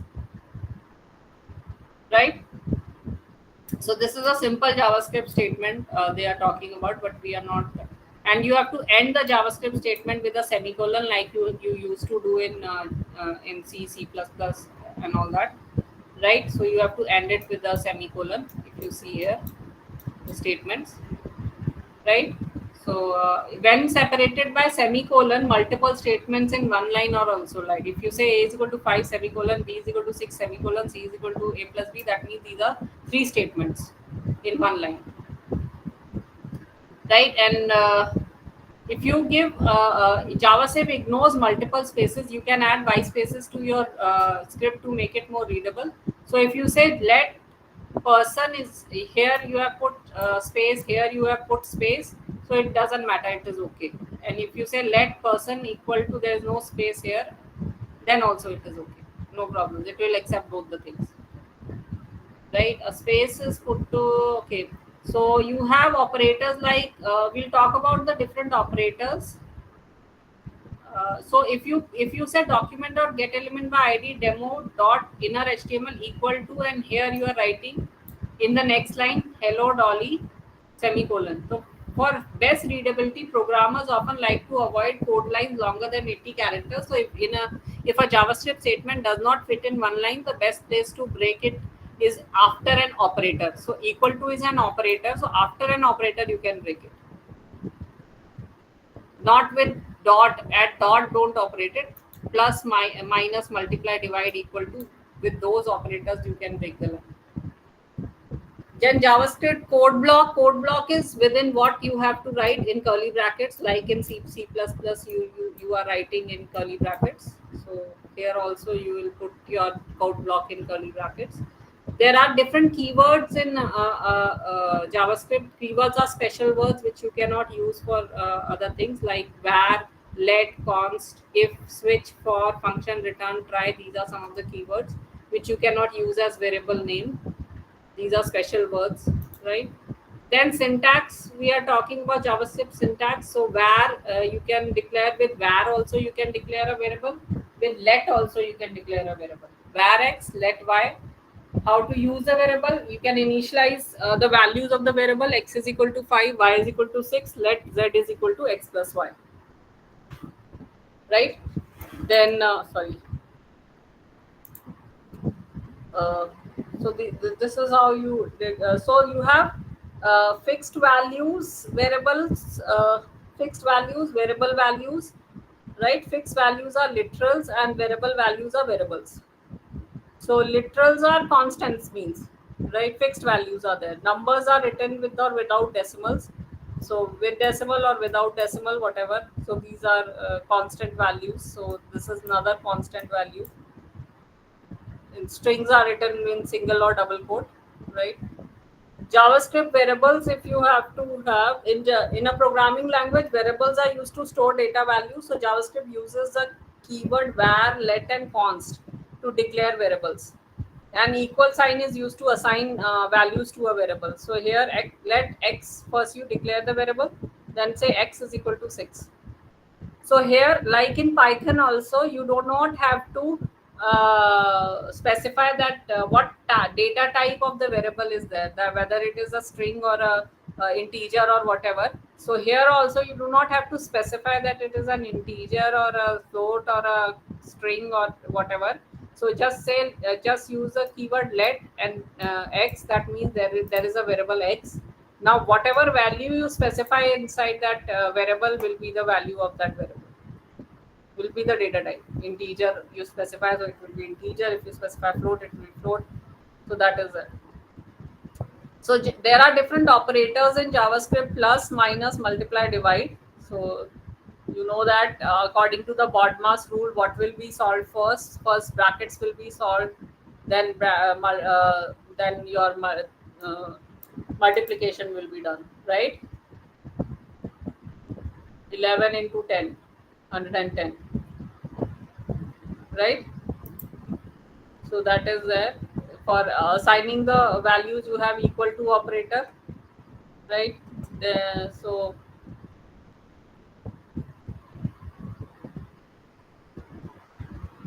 if you use here, if in a string, if you use plus, what does this mean? Plus will mean a concatenation in a string, right? So values can be various types, such as numbers and string. For example, John in double quote plus, then space is there in double quote plus, then do, right? So this plus is acting as a concatenation operator. Not a it will not add, because you cannot add a string. So it will be a concatenation operator. That means it will join the two strings, right? So that can also be used. Then we were talking about keywords. So keywords are special words, like let is there. So let keyword tells the browser to create a variable. So you are creating two variables, x and y, right? And then var keyword also tells the browser to create the variable. So this now, what is the difference between let and var? So in this example, using var or let will produce the same result. Like we'll talk about var and let. There is a difference in var and let. I think var was used earlier or let was used earlier. Something is there. JavaScript. So no comments are given. Like in C, you used to give in double slash a single line comment, and in So code after double slashes or between slash asterisk asterisk slash is treated as a comment. Multi-line comment is this. Single line comment is this. Right? Same way it is treated. So that is a comment. Then JavaScript identifier slash name, that means variable. If you want to give a variable name, that then what is the legal name allowed? So you can start with a letter A to Z, small a to Z or capital A to Z, or you can start with a dollar sign also. In C, C++, Python, or you are not allowed with a dollar sign, right? But here you can have a dollar sign also and an underscore also. So JavaScript name must begin with the alphabet, dollar or underscore. These are allowed. Subsequent characters may be letter, digit, underscore, dollar sign, but no other special character. Only dollar and underscore is allowed. Then JavaScript is case sensitive. That means if you are writing a variable with small letters, it means small letters only. If you are writing a variable with capital letters, it will be capital letters only. It is case sensitive, right? Then so if you say capital LET or small L capital ET as keyword let, so it will not interpret it that way. So capital LET will not be taken as a keyword. It will be taken as a variable because it is case sensitive. So let is in small letters only, the keyword. So JavaScript and so in JavaScript you join different words, you use hyphen, right? So hyphens are not like in C, C++, Python. You don't use hyphen in a variable name. You can use underscore to join two words. You will not use space also, right? So this is known as joining underscore. Or you can use camel case. That means letter of any first for this. You will use the first letter as to join two words. You will use first letter as capital. That is known as camel case. You can do that for naming, right? So this is this. Then we have talked about the comments. We have already seen multi-line comments also you can give. Right, we are not talking about that. Okay. JavaScript variables. Now we come to again the same thing. So we wanted to talk about the difference between var and let. So it is considered good programming practice to always declare variables before use. Right, you can declare it with var keyword. Var keyword was used in all JavaScript code from 1995 to 2015. So var was used earlier. The let and const keywords were added to JavaScript in 2015. So then later on they have added let and const. The var keyword should only be used in code written in older browsers. So if you are using earlier browsers, then you use var. Otherwise, you should use this one, let and const. Const is for creating a constant. Right, so we should use let instead of var because we are using it in a latest browser, so we will use let only, right? So here if you are creating a const, so this is how you create const const, right? The two variable price1 and price2 are declared with the const keyword. These are constant values that cannot be changed. So you cannot change the values of price1 and price2. They are constant now. The variable total. Now total is with let. Let means it's a variable which can vary, which can change. Is declared with the let keyword. So value total can be changed. So value of total can be changed, but price1 and price2 value cannot be changed because both of them are constant. Where you will only use const if the value should not be changed, then const should be used. And also const should be used if the type should not be changed, like arrays and objects. If your array and object type should not be changed, then also you should use const. Okay, it's okay now. So now we have talked about identifiers also. Okay. Okay.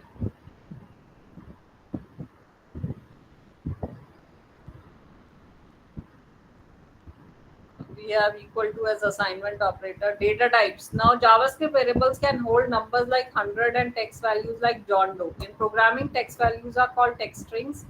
JavaScript can handle many types of data, but for now, just think of numbers and strings. Strings are written inside double or single quote. Numbers are written without quotes.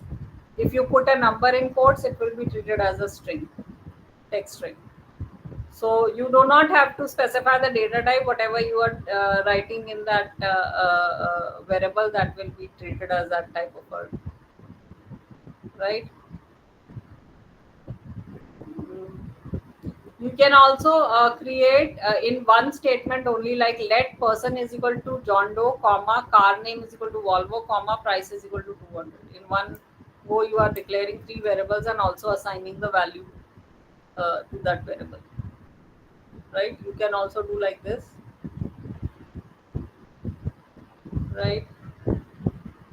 So undefined is also if in a computer program, variables are often undeclared without a value. So the value can be something that has to be calculated or something that will be provided later, like user input.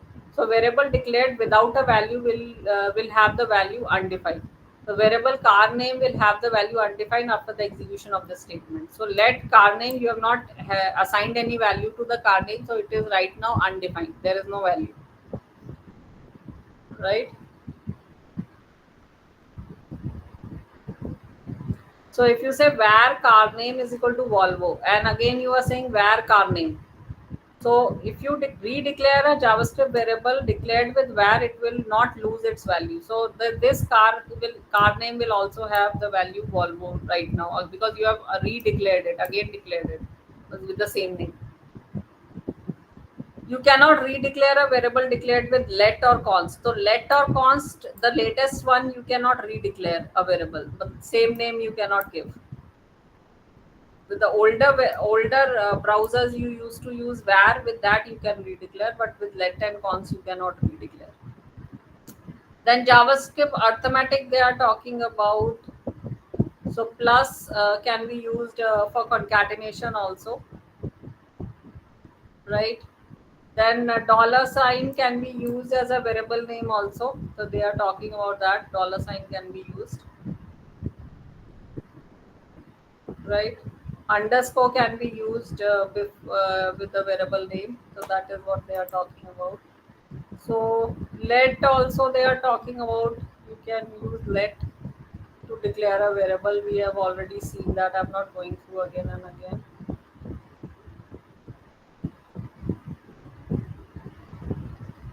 Right. Then const, you can declare a constant like pi's value you have declared. Then pi value will not this. If you say pi is equal to, now you have said that pi is this value. Now if you in the later section you say pi is equal to 3.14, pi is equal to pi plus 10, so it will be an error because you have declared pi as a constant. It cannot change. The constant variables can be declared with const. So later on we'll be talking about arrays. So you can declare arrays as constant. So like a list you can create. So we'll talk about objects also you can create with a key and a value like a dictionary in Python. So you can create that. We'll talk about that later. Right. Then operators, you have assignment operator, addition operator, multiplication and comparison operators are there, right? So assignment operator is equal to, you can assign a value, addition is plus, multiplication is asterisk, right? So you have arithmetic, assignment, comparison, string, logical, bitwise, ternary type operators are there. So these are plus, minus, multiply, double asterisk. Like in Python, you have double asterisk is exponentiation, x to the power, right? 2 or x to the power 3, whatever. So power can be calculated with double asterisk. Slash is division, percentage is modulus to find the remainder. This divide, it gives you the quotient, percentage gives you the remainder after division. Plus plus is increment, minus minus is decrement. Plus 1 plus minus 1, increment decrement. So these are the operators. You can also write like this: x plus is equal to y, that means x is equal to x plus y. So you can also write like that. You have comparison operators. Double equal to is for equality, to check whether x is equal to y, for equality. Triple equal to is also there in JavaScript, which means that it is equal value and equal type. That is, data type is also same and values are also same. So triple equal to. Not equal to is there. Not double equal to means that the value is also not the same and the data type is also not the same. Right? Then greater than, less than, greater than, equal to, less than, equal to, and question mark is a ternary operator. Ternary, that like if ternary operator is there in C and C++ also. Right? We'll talk about that later. Then string comparison is there. That if you say text 1 is less than text 2. So note that strings are compared alphabetically. So A is less than B, so it will come true. That means Z is the largest alphabet with which it will compare. 20 and 5, so 20 is not less than 5, so 20 less than 5. It is coming true. Why? Because it is a string. Less than S or 5. It is string comparison it is doing. In double quotes we have written, not in numbers. Right? So plus can be used for concatenation. We are not talking about that. Strings and numbers. So if you say 5 plus 5, so it is 10 because these are numbers. When you say double quote 5, this is a string and normal 5 you are adding. Then this means 55. This is a string plus 5 means you are adding a 5 with this string. So 55 it is. And hello plus 5 means hello 5. If you use string and number, then it will concatenate them. Then you have logical operators. Double ampersand, like in C, C++ you are using double ampersand is logical and, logical or, pipe symbol, and exclamation is logical not. Right? Same way, if everybody knows and, or, and not, there is no problem in that. Logical operators, how to use them. Everybody knows that? Or is there any doubt? Class. Everybody knows about all these things. Logical operators, anybody has any doubt with the logical operators? No?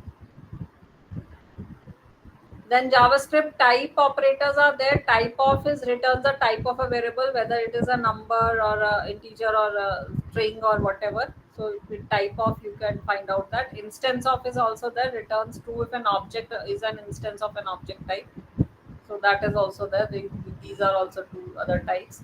Then bitwise operator is there. So and, single ampersand is and, single is or, tilde symbol is not. This caret symbol is XOR. Then double less than sign is left shift, right shift, and this is unsigned right shift. So if you say 5 and 1, single ampersand, so this doesn't mean logical and, this is bitwise and. So first, if you convert 5 into a binary number, 010101 is 5 and 1 is 001, right? So when you do and between them, so remember that what does and do. If you have studied, some of you have studied computer organization, then in a circuit, 0 in and, 0 means 0, 1 means 0, multiply them. 0 into 0 is 0, 1 into 0 is 0, 0 into 0, 0 into 0 is 0, 1 into 1 is 1. So that means the result is 1. 5 and 1 means result is 1. 5 or 1 means 0 and 0 is 0, 1 and 0 will be 1. This will be addition. 0 and 0 will be 0, 1 and 1 will be 1. That means 5. 5 or 1 is 5. Not 5. So not of 0, 1, 0, 1 will be 0 converts to 1, 1 converts to 0, 0 converts to 1, 1 converts to 0, 1, 0, 1, 0. That means 10. Right? 5 caret symbol 1, that is XOR. So that means 0 1 0 1 XOR 0 0 1. So in XOR what happens is if it is alternate 1 0 then it is 1. If it is same 0 0 or 1 1 it will be 0. So 0 0 is 0, 1 0 is 1, 0 0 is 0, 1 1 is 0. So 0 1 0 0 that is 4. Then left shift is 5, left shift 1. So 0 1 0 1. So what it will do is it will left shift. So it will shift this 1 here, right? And this 0 here, 1 here, and this 0 comes here. So it will shift these bits to the left side, and this it comes here. So this is left shift. One left shift, and this is right shift. So in right shift, what we will do is here we will put another in on the left side. We'll put 0. This 0 shifts here. This 1 shifts here, and this 0 shifts here. So 0 0 1 0. So on the left shift, we'll put on the right a 0 and put it to the left, and on the right shift, we'll put a 0 here and shift it to the, and the last digit will discard off. That is what is there. So then unsigned right shift is also there, but these you will not use. I'm just telling you this is how shifting of the numbers are given. I'm just explaining it to you. These are the operators they are talking about. So now they are explaining how the operators are working, right? So that is what they are talking about. Minus your division. This is modulus 5. Modulus 2 means the remainder. 5 divided by 2, what is the remainder? 1. 2 2s are 4, and remainder will be 1. Right? And x plus plus, if x is 5, let x is equal to 5, x plus plus, so it will be 6. Right? Because plus plus is incrementing 1. Decrementing 1 is x minus minus, so it will be 4. Right? Like that. Exponentiation is x is 5, z is equal to x asterisk asterisk 2. That means x to the power 2. That is 5 to the power 2 is 25. 5 into 5. Right? You have to calculate, or you can use mat.power function also, or you can use exponentiation also. So operator precedence is again your according to the mod mass. First multiplication will be done, then addition. So it will be 150 plus 100, right? So that means if you use it like this, so this will be 150 into 3, because first brackets will be solved. So remember the how the precedence is there. Right, assignment we have seen that. I'm not going for that again. Right, then data types, you have string, number, big int, boolean, undefined, null, symbol, object. You do not have to define it, just whatever value you put it, it will be that type. Right, so this is an object you have created. This is an array you have created. This is a date object you have created. Right, so you do not have to write anything, just declare it. With type of, you can see what type of variable it is. I'm not going all the way. I'm just going. So how to write JavaScript functions? A JavaScript function is a block of code designed to perform a particular task. A JavaScript function is executed when something invokes it or calls it. So you will how to create a function. First you say function, keyword will be used, then the name of the function, whatever name you want to give to the function, and in brackets, circular brackets, you can either give parameters. If you do not want to give, then just circular brackets, and then curly bracket. Inside the curly bracket you will give the statements of the function, whatever statements you want to write. Right, so that is there. So here function, my function p1 and p2 are the parameters you are passing. and what you are returning, return P1 into P2. So when you when this is a script you have written inside the body, so let result is equal to, here you are calling the function my function and you are passing the values 4 comma 3. So that means P1 will be 4, P3 P2 will be 3. Here it is passed, and what the function will return is 4 into 3 12. So document.getElement by id demo.inner html, here what will be displayed equal to result, that means 12 will be displayed like this, right? So this is how you can put the function. So when an event occurs, when a user clicks a button, you can call the function. When it is invoked or called from a JavaScript code, like in the above example, we have called it in a JavaScript code, or automatically self-invoked function is also there. So return statement, the function will stop executing. When JavaScript reaches a return statement, the function will stop executing. So wherever you give a return, that means that is the end of the JavaScript code, function code.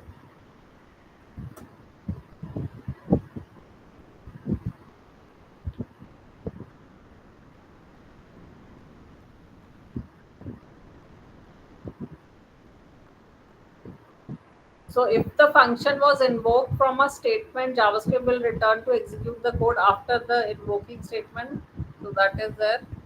So circular bracket, with functions you can reuse code, you can write code that can be used many times, you can use the same code with different arguments to produce different results. So here operator invokes the function. So circular, like here function to Celsius, or you are passing a Fahrenheit value in the parameter, return 5 divided by 9 into Fahrenheit minus 32, right? So let value is equal to, you are calling this function to Celsius, this is the name of the function, and 77 you are passing, that means Fahrenheit value is 77, and then what you will be returning to the value is equal to, you will be returning 5 divided by 9 into 77 minus 32. So that will be the value you will be returning here, 25 in Celsius, right? So that is what how you.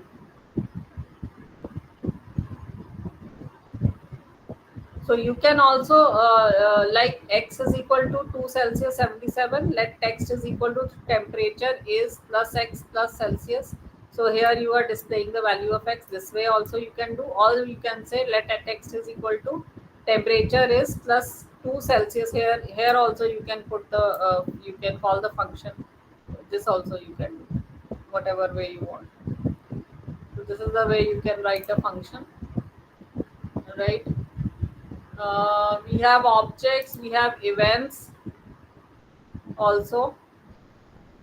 So we'll talk about that. There are different events on click, right? For I'm just going through your book first.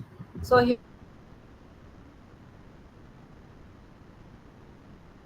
here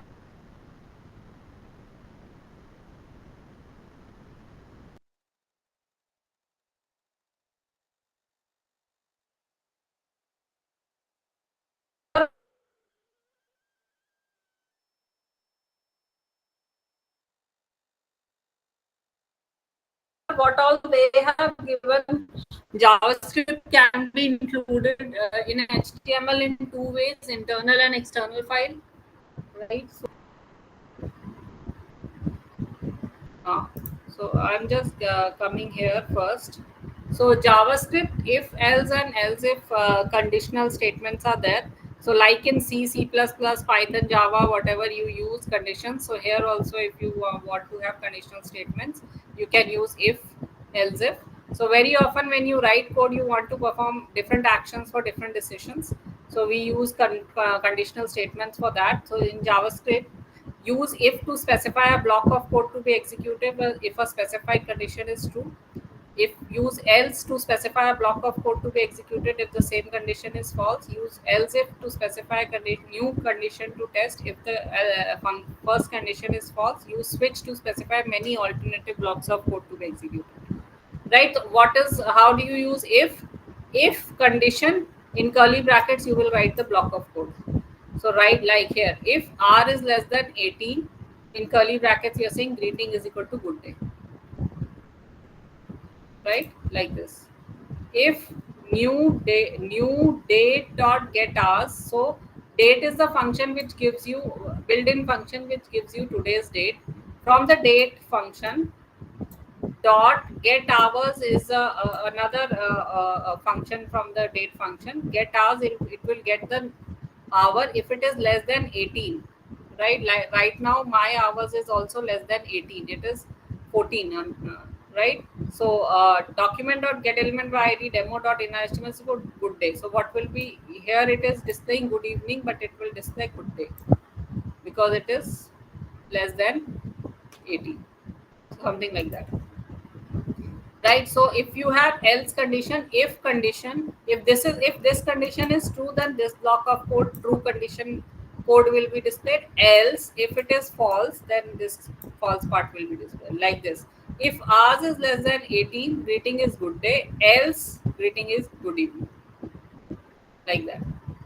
Else if statement is there, if you have multiple conditions, if condition proves true, if it is true, then this part will be displayed. If it is not true, else if condition, another condition is there, if that is true, yes, yes, somebody is asking a question.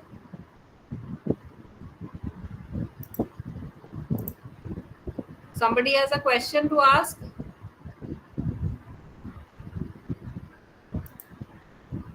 Right? So else if, then if you have another condition, if that is true, then this part will be displayed. If it is false, then else. Another if you have multiple conditions, then you can give in if else if, like that, and last will be else, like here. If time is less than 10, greeting is equal to good morning. Else if time is less than 20, greeting is equal to good day. Else greeting is good evening if it is greater than 20, something like that. Right? Then you have switch statement. So switch statement, the multiple if statement can be given in switch case. So switch, here you will write the expression. First case X, then its code block break, then case Y, code block break, default code block. This is the body. So switch expression is evaluated once. The value of the expression is compared with the values of each case. If there is a match, the associated block of code is executed. If there is no match, the default code block is executed. If you see here, the getDate method returns a weekday as a number between 0 and 6. So Sunday is 0, Monday is 1, Tuesday is 2, something like that. So we are saying switch new date function, today's date will be taken, and date and time dot get day. So today's day is Sunday, that is 0, right? So case 0 will say Sunday break. Case if 1 is returned, then it will be Monday break. Case 2 is day is equal to Tuesday will be break. Case 3 is Wednesday, something like that. So today is Sunday. So like that it will return today is Sunday. So this is switch case. Different things are compared here. The break statement takes you out from the switch block. So when JavaScript reaches a break keyword, it breaks out of the switch. So whichever case is true, it will break out and come out of that thing. Right? Then default keyword is also there. So if you give a default at here, so 6, 0 and default. So suppose if today is neither Saturday nor Sunday, write a default case like looking forward to a weekend. So if it is not this, then this will automatically run like that. So default should always be the last. If default is not the last case in the switch block, remember to end the default case with a break. So if it is not the last, then you should end it with a break. The last one you do not require a break. So that is there. So that is switch. You also have loops like JavaScript for loop. Loops are handy if you want to run the same code over and over again. Repetition of code is required. Like here, text plus car 0 something they have done. So we can use for let I is equal to 0 semicolon I less than car dot length. So the for loop syntax is there, initialization condition and increment decrement. So I plus plus. So what we are doing, text plus is equal to car I plus br, like that. So if we have a constant car, this is an array we have created. Car, BMW, Volvo, Saab, Ford, Fiat, Audi. This is an array. This is how you create an array in JavaScript. Let text is equal to empty text we have created. For let I is equal to 0, I less than car dot length. So dot length is a array what you say, string function or array function, which lets you calculate the length of the uh, array. So car dot length, so you have to run up to the length of the car values I plus plus. So text plus is equal to car I. So car I first index will be 0th index will be BMW, then break, then next line, then next value will be done, then next value. This way it is displaying it in the paragraph, right? So you have for slash in, for slash off, while, do while, right? So for have expression 1, 2 and 3, that is initialization, condition, increment, decrement, right? So that is there. What else? So you can initialize after, and you will not give the initialization statement. You can give only the condition, and you are not required to give the increment. You can give it inside. That is also there. But we are not like here, where I is equal to 5, for where I is equal to 0, I less than 10, I plus plus. So here, if we run this, I is equal to 0, I less than 10, I plus plus. I you want to display, because I will go from 0, 1, 2, 3, 4, 5, 6, 7, 8, 9.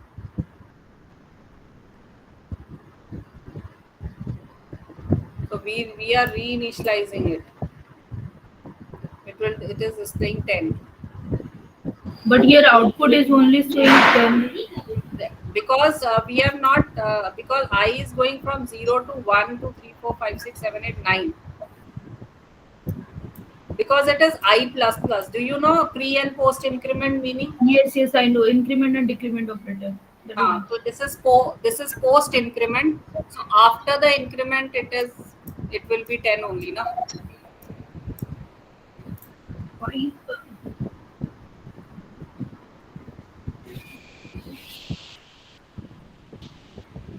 Something like that.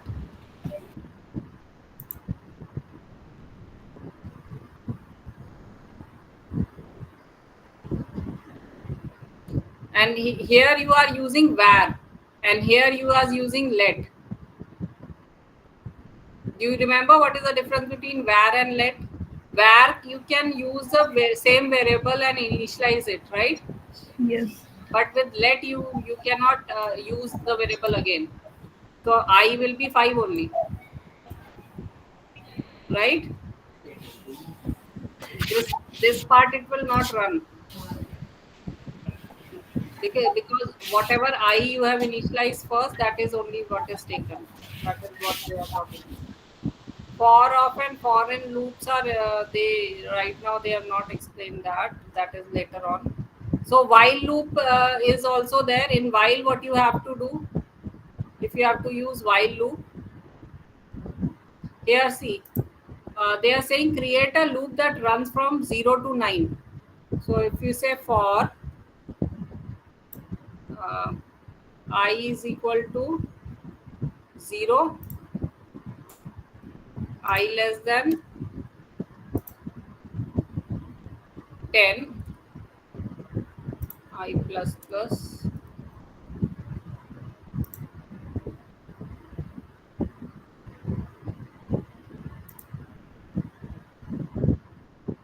So it is the same thing, right?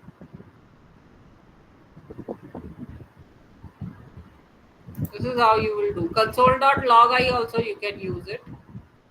There are different statements for printing. We'll talk about that later. So you have foreign loop. Foreign loop statement loops through the properties of an object. So if you have created an object like this is an object you have created. Constant person in curly brackets. First name is John. Last name is Doe. Age is 25. So let text is equal to empty for let x in person. In Python also you use the in operator and all that same way you are using here. Let x in person text plus is equal to person x. So here one by one you can display that. So John Doe 25 like that. So John person x is 0 as John value, then Doe, then 25 from the object. So for in is there. Or in arrays also you can use it. X in numbers, right? Text plus is equal to number x. So here 45 4 because we have given here break. So in next line it is giving. Otherwise in one line only it will give 45 4 9 16 25 whatever the values are there. So in operator can be used, and then array dot for each also can be used. We'll not we'll go that in the next class, not right now. I'm just showing you there are different formats you can use it. Then you have created an array and let x of cars text plus is equal to x. So one by one of cars also it displays the same thing. X first is BMW, then Volvo, then Mini. So you can use off also. So they are saying which browsers are supporting this for and off and this and that. That is there. While loop is there. So while loop is while condition and code block will be there. So in while what happens is you have to initialize the variable outside. Then in while loop you will give condition. Then you will run the statement and you have to increment decrement inside only. Otherwise it will go into an unlimited loop. Right? So like here you are saying in the script let text is equal to empty, let I is equal to 0. So you are initializing while I is less than 10, 0 is less than 10, yes. Text plus is equal to break, the number is I. So you are saying the number is 0. Then the number is 1. You are incrementing it. Then it becomes 1 is less than 10. Yes, it will print number is 1, 2, 3, 4, 5, 6, 7, 8, 9. Up to 0 to 9. It will print it like that. And you have do while like in C++, do, then the code block, and then at the end you will test the condition. This is exit control loop. This is entry control loop while. So exit control loop in do while at least once the code will run and then it will test the condition. So do text plus is equal to number is I plus I plus plus while I is less than 10. So at the end you are testing the condition. So here again I is initialized to 0, then do text plus is equal to break, the number is I plus plus while I is less than 10, the condition is tested. If it is less than 10 it will print it. If I put I is greater than 10, then what will happen? Then only 0 is printed because I is not greater than 0 is not greater than 10, or 1. Even if it increments to 1, 1 is also not greater than 10. That's why. So at least once it is compared. So that this is one thing. You also have break. So I'm not right now going for that. So this if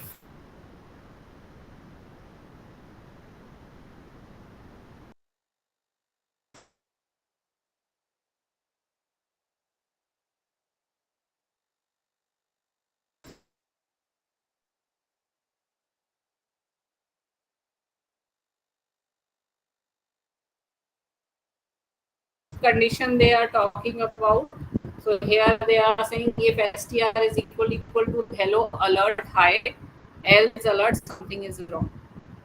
So alert is another option for display. You take the name from the user, you take an input from the user, and then you are passing that input name to the switch case. If that case is Bob, so you will say hi Bob. If that case is Joe, you will say alert hey Joe, something like that.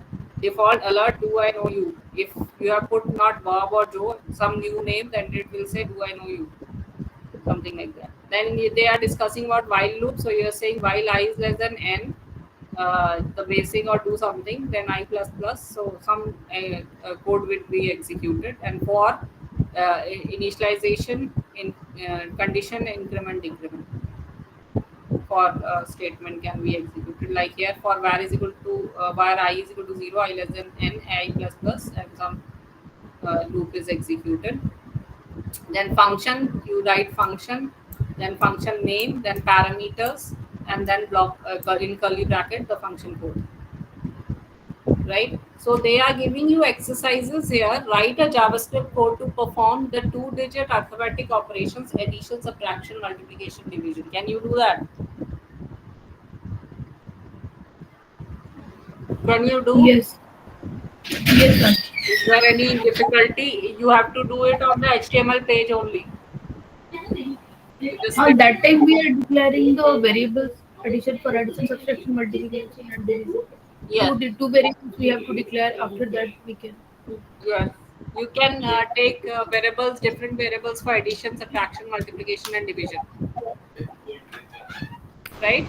Two variables separately, and for addition, subtraction, multiplication, and division, other variables you can declare. Right? No, two variables. Using two variables, we Two can do. variables you are using for a. Suppose a and b are the two variables. For addition. For addition you are using a and b. For addition also, subtraction also, multiplication also, division also, a and b are used. Yes. If you want to store the addition somewhere, then I am saying you can use for addition, subtraction, multiplication, and division separate variables also. If you want to store those Okay. addition, multiplication, then you can use the variables. Otherwise, directly you can show the, you can display addition, multiplication also directly also. Write a JavaScript code to print 1 for 1 time, 2 for 2 times, 3 for 3 times, and so on and up to 10. Can you do it?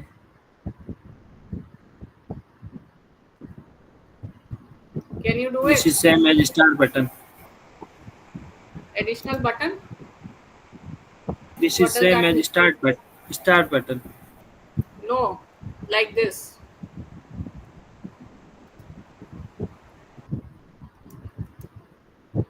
Like this.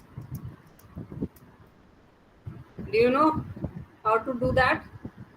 Anybody? दो for loop लगेंगे madam. हाँ जी. To multiple loops लगेंगे ना, 2 for loop लगेंगे. एक रो और column format है ना ये. जब आपको मल्टी डायमेंशनल एरे करना होता है, 2 डायमेंशनल एरे करना, तो 2 फॉर लूप लगेंगे, रो एंड कॉलम, मैट्रिक्स की तरह. राइट? सो आपको क्या करना पड़ेगा? For I is equal to suppose हम कहते हैं 1, I less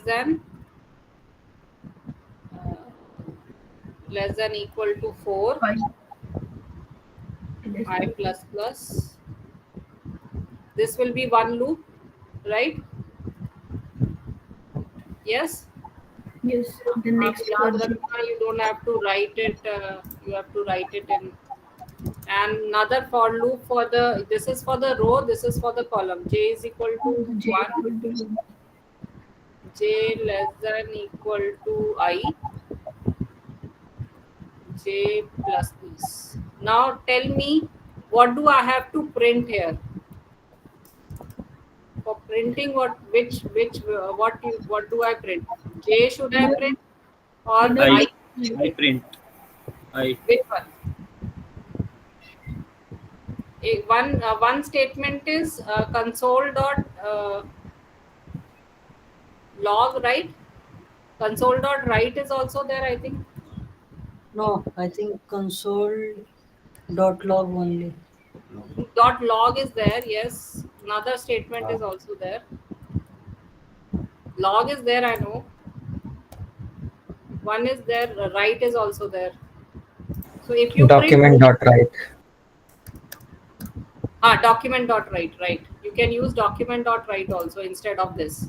So I'm writing here, instead of this you can use document dot write I, right? This also you can use, right? So if you print I, what will happen? Can anybody tell me? Yeah, so first time it will print one Yes. time. And second, it will go for second check, and that will be a false. Like we need to also print here there a new line. New See, line, I think. first time I is 1, right? Yeah. I is Yes. 1 first time, right?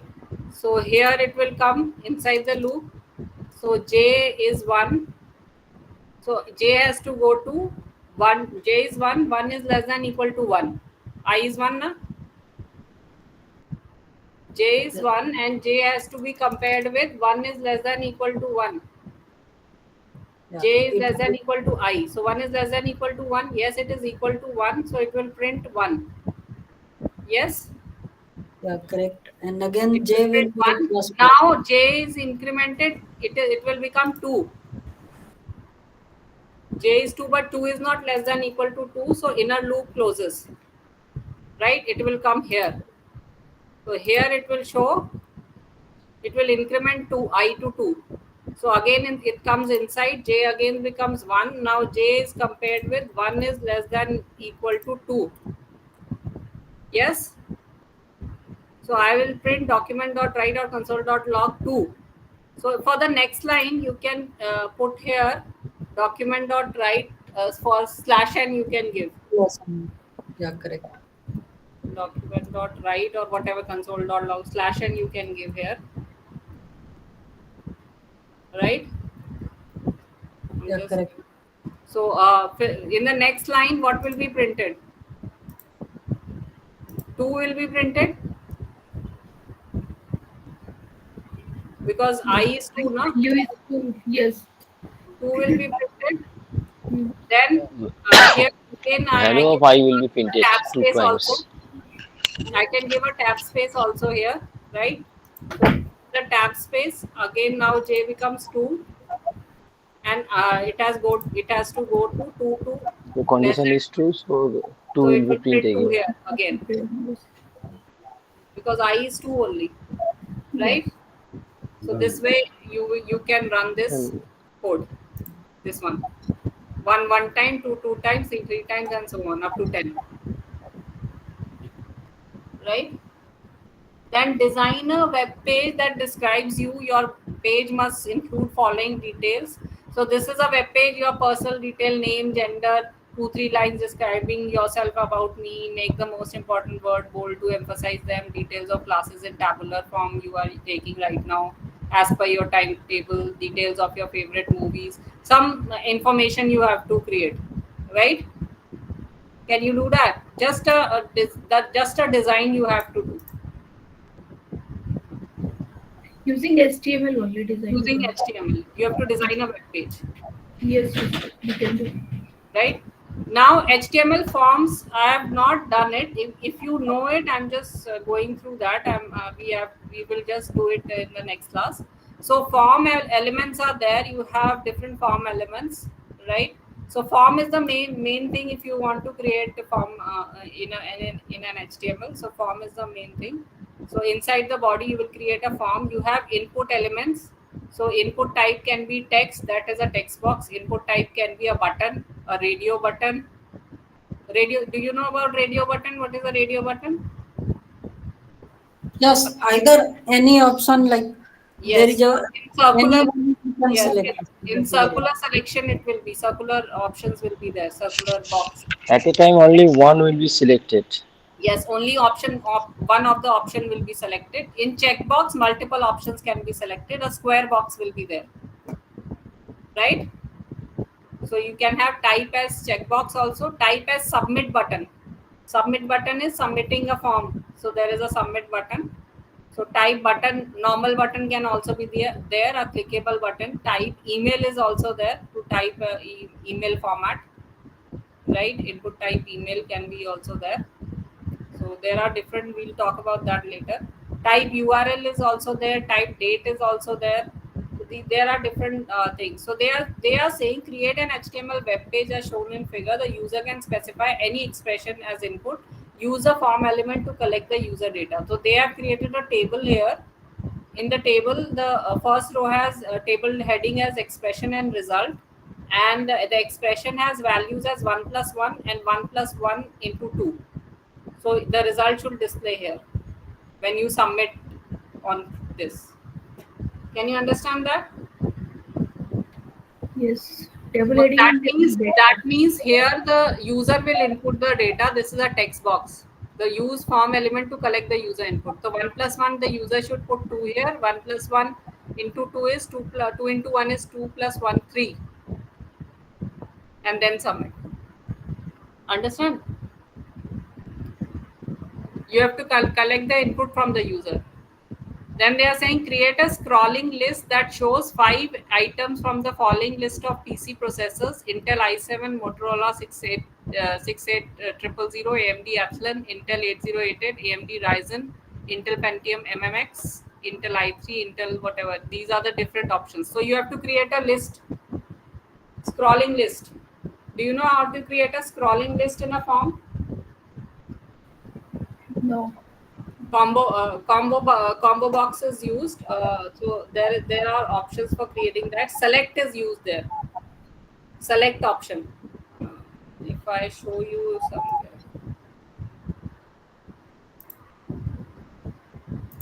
HTML forms, right? So if I show you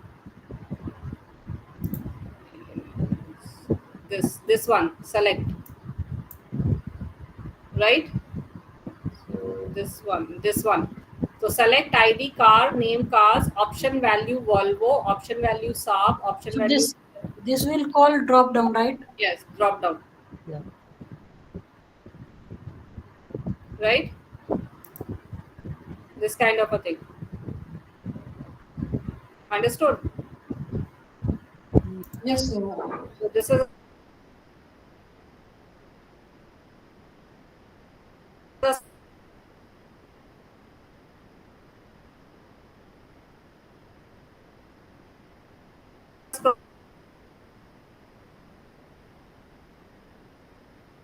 scrolling list.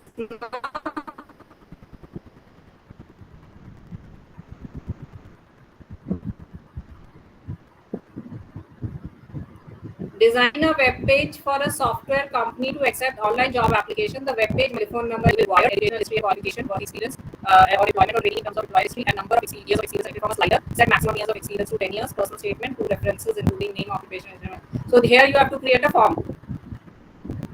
The web page for a software company. So position applied for autofocus. That means the focus should be on that particular thing. So there are different things given here. So just see that these are the forms, right?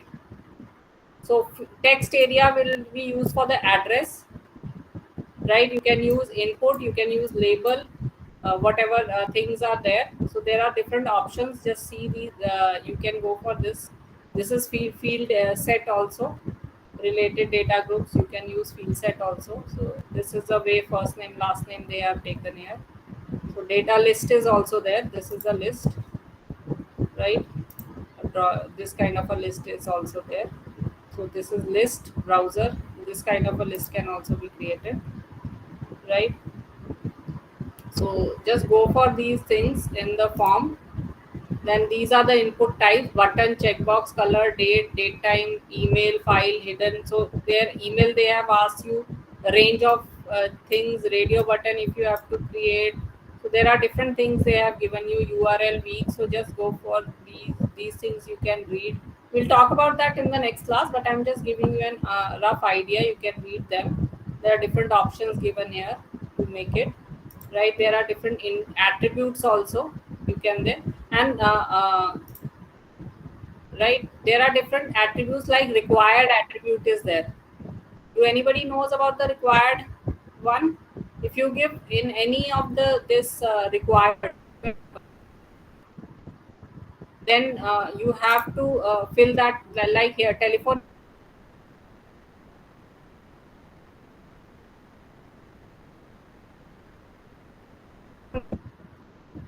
So if you go for form validation, if I go for form validation here, so there are different options for validation also, right? Like here, name must be filled. This we are making a function for validating the form. If you right, we are calling that function. Here we are saying that JavaScript can validate numeric values also. If you put a or some alphabet here, it will say not valid. If you put a number here, it will say valid. Input okay. 1 to 10 numbers if you put it, then it is okay. That is also we have done. So is nan is not a number, is not a number x, right? Or x is less than 1 or x is greater than 10, then it is not a valid number, when valid text, otherwise it is valid. This is what we are comparing here. We talk about that in the next class. So there are different things. If you say required in any field, like input type is equal to text, name is equal to first name, required. So if you don't fill it, if you keep it empty, and so it will say fill out this field because you have put it required. So you have to fill this. Understood? So there are different form validations also. We'll talk about that. So this is what they have given you to write.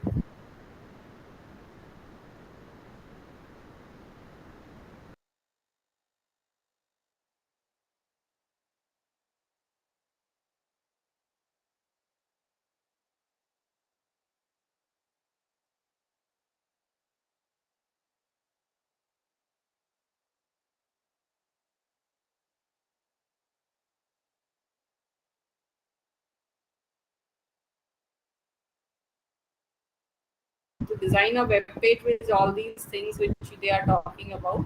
We'll talk about in the next class. Apply the following effects on the timetable using CSS common to all. Display day names, Monday, Tuesday, etc. in bold format with the first letter in the day name in uppercase. Display lunch slightly in bigger font other than the remaining text specific to each year. For first year, apply blue as the background color and white for the color of the text in the table header. For second year, apply green as the background color and white for the color of the text in the table header. For third year, apply purple as the background color and white for the color of the text in the table header. And fourth year, apply yellow as background color and black for the color of the text in the table header. Something like that. Then create an HTML web page to show personal information, name, class, qualification, photo, address, etc. Make use of tables as when possible. Apply the following style information using CSS. Display the heading in the page in Arial font and with font size of 18 pixels. Align all the field names like name, class, photo, etc. to left in the table. Apply yellow color as background color in left side cells contain field name like name and class. Set college logo as background image to the web page. So just try this up to this CSS, whatever you can try. If you are not able to try the form, we will do it like next time, but at least try CSS also, right? So in the next class, we'll go further about JavaScript and all that, and we'll do JavaScript DOM also. So we'll talk about that later on in the sections. So any doubt, anybody? Whatever we have done today? Anybody has any doubt? Class? No, ma'am. I think it's a very productive class. Last 3 hours continually we teach that. Yeah, thanks. What is it? I didn't understand. Productive what? Okay. Let me connect that my microphone. I'm audible. So I'm saying that it's a very productive class. Like for other teacher, Okay. like other teacher, they not teach, but you continuously explain all the things. So yeah, understood. Thanks. Welcome. So anybody has any doubt? No, ma'am, not now. We don't have any doubt. So just try your exercises which are given in your course, and if you have any doubts, we will discuss that in the next class, right? Okay. So everybody has put Okay, their ma'am. attendance in the chat box. Yes, ma'am. Anybody is left? Have you done? Have you started your assignments? All of you? Yes, ma'am. Yes, ma'am. Yeah. Please attempt your assignment. If you have any doubts in the assignment, we can discuss that later on. Because 30th is the last 30th November is the last date, I think, to submit the assignment. It has been extended. Yes. Yes, ma'am. So Ma'am, can you share that document which you are showing that one, or it is a IGNOU book only? it is IGNOU book only. Okay, Which yeah. document you are talking about? I have gone through the W3C school. No. And There is a one document which for PDF. the questions, right? PDF on, yeah. Yeah. Well, I'm just sharing my screen once again. What you do is, if you want to download it,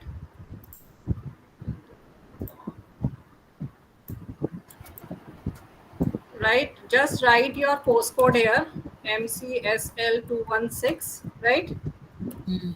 And first website which appears is eGyankosh. Can you see that? Okay. Yes. Just open it, right? And you have section 2 web design and section 1 as design and analysis of algorithm lab. So we are doing section 2 web design, right? Yeah, right. The whole book is this, DAA and web design both. If you want to have the whole book, you can download this, or if you want separately, then this is the second book, and open it and download it, Yeah. Okay. Thanks, ma'am. right?